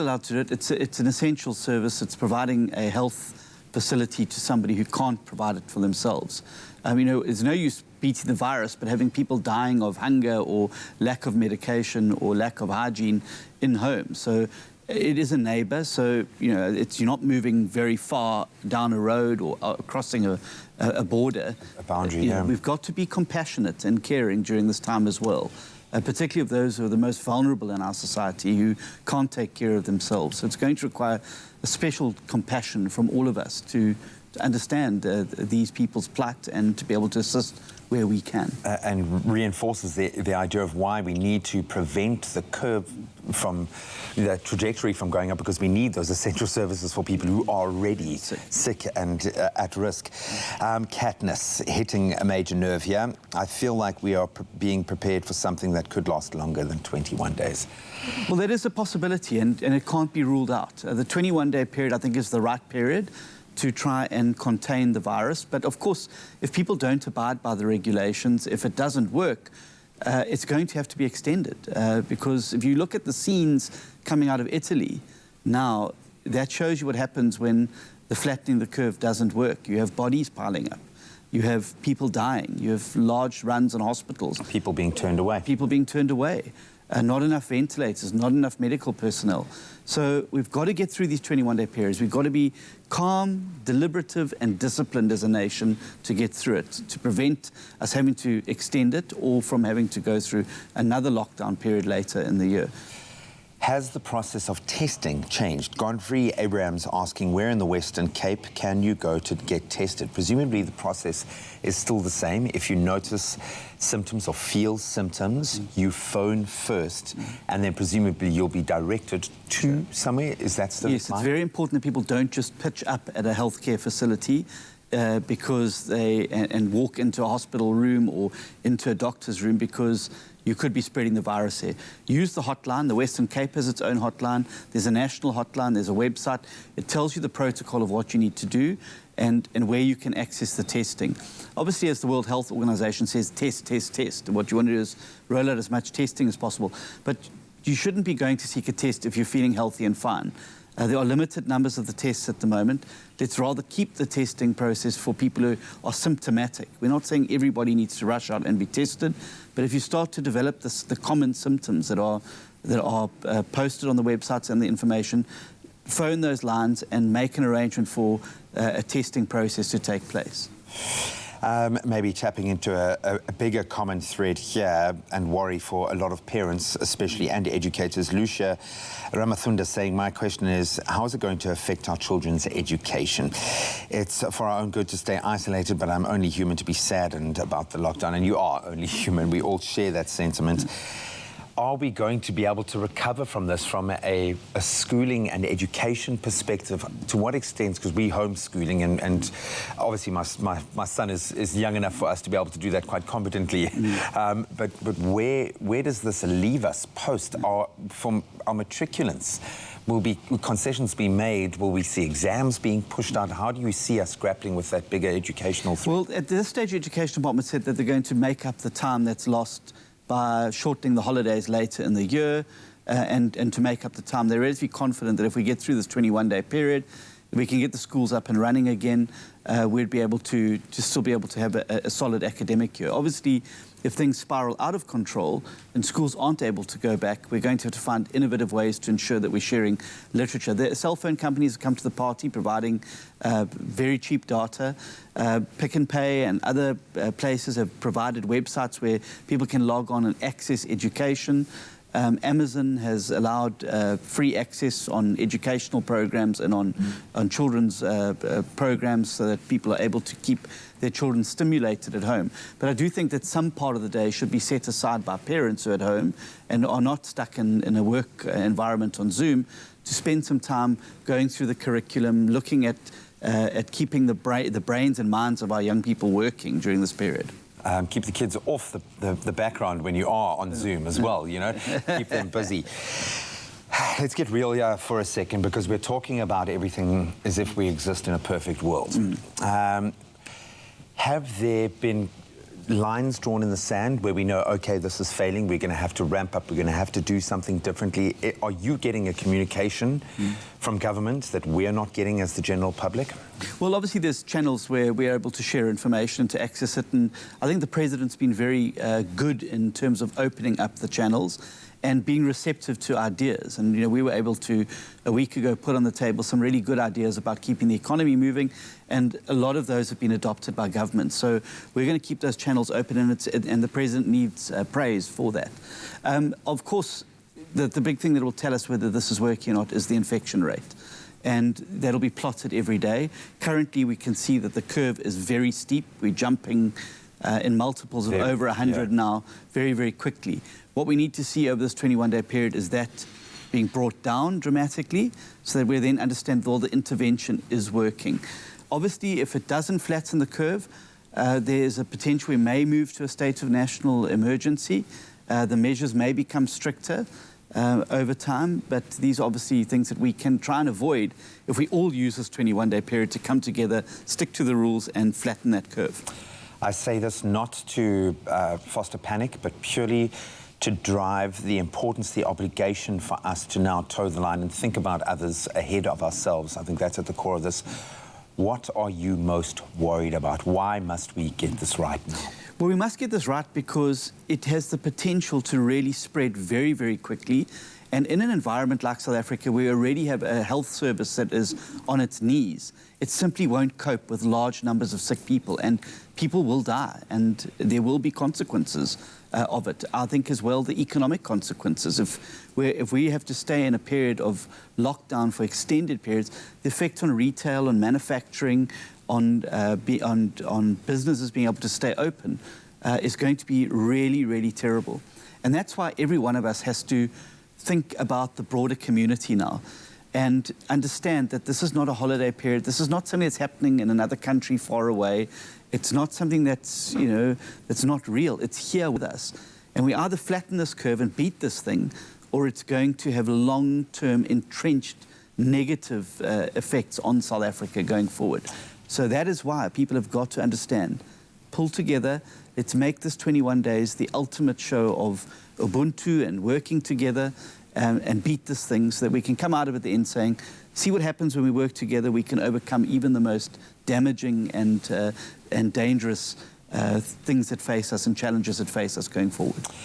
And who knows, with this level of cohesion within politics that we are seeing right now, and everyone able to put the country ahead of our own personal agendas and needs, we might see a new normal that is actually better, but it's going to require that effort right now. John, I'm going to leave it there and say thank you so much for giving us so much of your time. I know you are going to have to stay safe, just like the rest of us during this period. So I hope that you and your family stay safe, that you and your colleagues are able to continue to work effectively. Thanks, Graham. And I think that we must have a very, very big special word of thanks to our frontline healthcare workers and the security services who have put themselves on the front line.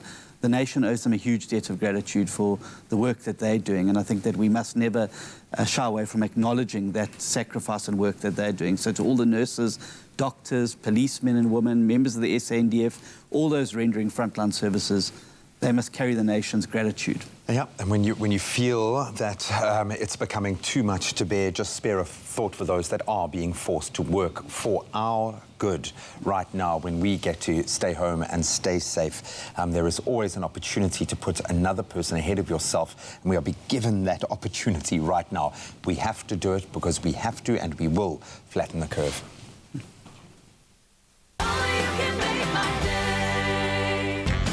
Who says second-hand is second best? At Cash Converters, you can buy top brands at bargain prices and sell your goods for instant cash.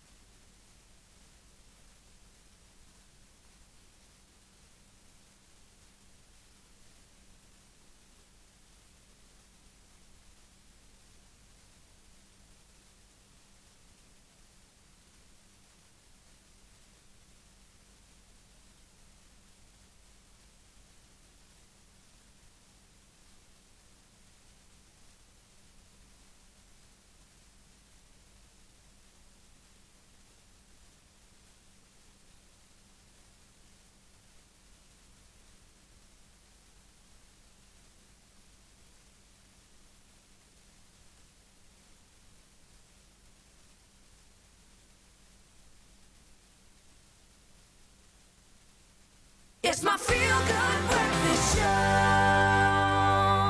Welcome back. We are nearing the end of the show, but we cannot go without showing you the all-new crossover that has arrived in South Africa. It's the brand new Suzuki Espresso. This funky, bubbly mini SUV is packed with amazing features and an unbelievable price.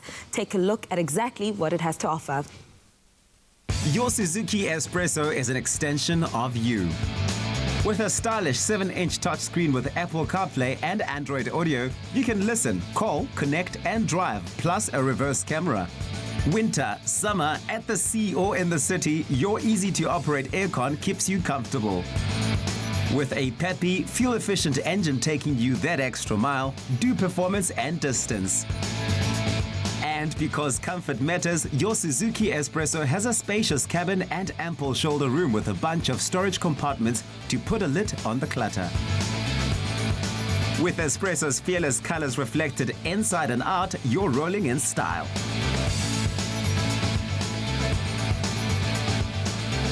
and packing 239 liters of luggage space plus more when you just fold that rear seat. Whatever you do you in a Suzuki Espresso. Exciting. We are back in the kitchen. Now we are about to partake in the classic espresso omelette challenge brought to you by New Laid. For those of you who don't know how this works, Graham and Kirthley will have 2 minutes to fully cook and plate an omelette. Now the goal is to finish first, and as quickly as possible they have to use all the ingredients in front of them, and I will be the judge of them on speed, presentation and taste, because Graham, I'm going to be so critical for once, and no, I'm joking. I'm really not going to be biased. No, you can be. I mean, it's a competition, one of us has to be better than the other. I'm just trying to think what the second bowl is for. That's where you put your eggshells in. Your eggshells. Oh, okay, got it. Oh, no, that's where you must mix your eggs in. So 2 minutes on the clock. All right. Presentation, how it tastes, and maybe I'll give an extra if you like. Just okay, a little bit a dance move because or something. you are amazing. Because you are amazing. I've always thought that you're the most amazing colleague I have. You can't do that. We have a winner, everybody. Are you ready? 2 minutes on the clock, and your omelette challenge starts now. Okay, Kirthley's going in with the oil. G's doing the exact same thing. Don't follow my lead, Wena G. Be original, okay? Kirthley's already cracking in some eggs. G's going in just behind with some. You so quickly, eh? Kirthley's throwing in a salt and a pepper. The time is so fast. Is working so slow, but hopefully knows what he's doing. With love, you know? G is also. Yes, I don't know what you are taking. So Kirthley's already throwing in her eggs, clipping it in, throwing it into the pack that warm oil is going into. G is still taking his own sweet time, using those New Laid eggs. Perfect. Remember, those New Laid eggs has 13 essential vitamins and minerals and is low in saturated fat, which is good for our... Oh, you did the thing with the plate. That's so What's going on? Guys, this is a heart. That's a heart. That's a heart. That's the love. That's the love I feel for you, Kirthley and Jamie, every day. Salt and pepper. You have 1 minute left. Come on. Okay, G. Maybe there's method to your madness after all. Keep that hot. 50 seconds left. Come on, you. Kirthley, how are you doing? The flip, it's all in the flip, because I feel like sometimes you start off very good, Kirthley, and then at the end... Woo! Of course, you've had experience doing this before, hey? Yes, and I won. Did you? Gee, I like that golden brown colour. Kirthley, yours looks... 30 seconds. Come on, 30 seconds left. Raw, girl. 30 seconds. Let's see. Is it going to be G? Is it going to be Kirthley? Oh, is it even on? Is it even on? She asked. 20 seconds. I'm going to have to push this. I'm going to have to push this as far as I can. Be strong, Graham. Be strong. You can do it, You can do it. You can, G. How are we doing in there? Oh, 10 seconds. I'm going to do the 5-second countdown. 5, 4, 3, 2, and 1. Time is up.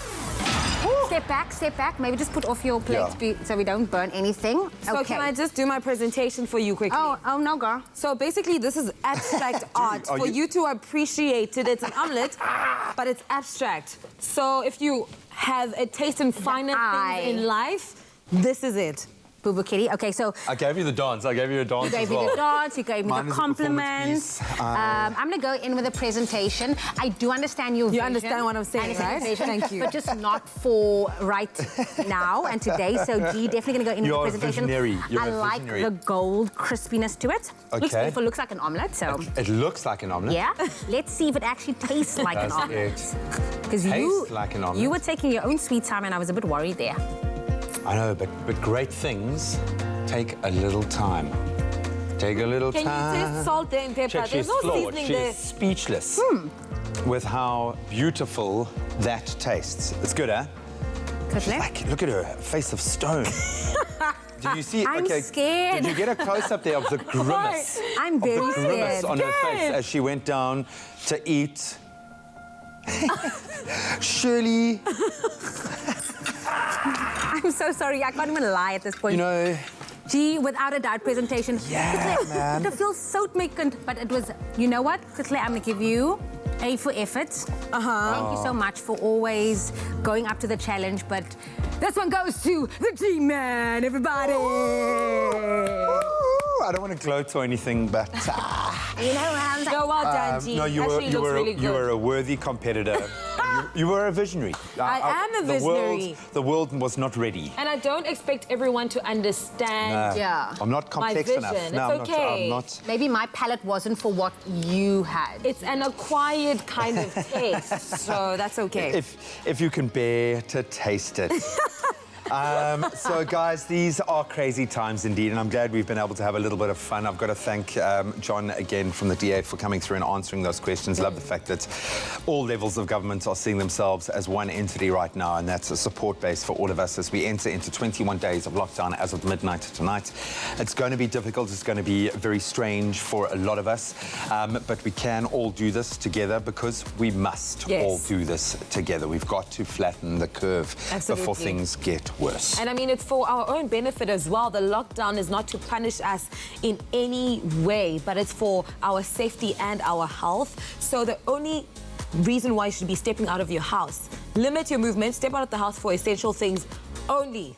Yeah. So for health reasons, if you need food, you know, the police station will be open. All those essential services will be provided during this period. Most important thing, yeah. And I forgot to mention that I actually have a gift for the winner, and I did sanitize it. There's this nice little lint bunny. It comes in different flavors, hazelnut, almonds. You're going to love it, white chocolate. So for you, G, for winning, and B, to quickly look at that face. Thank you so much. I thought we were all winners on this show, but clearly not. So here's the thing. So we are obviously dealing with a change in our way, and having been asked by the SABC to remain on air as an essential platform to deliver news and information to you, we'll still remain on air for 2 hours, but we are also taking it day by day. So we will try to stay connected with you between 7 and 9 in the morning.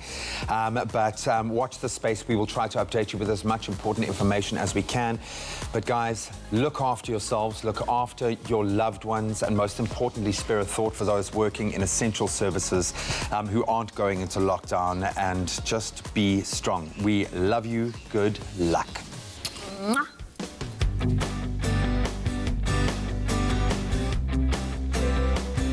Expresso Show, made with love by Clover. Another feel-good production.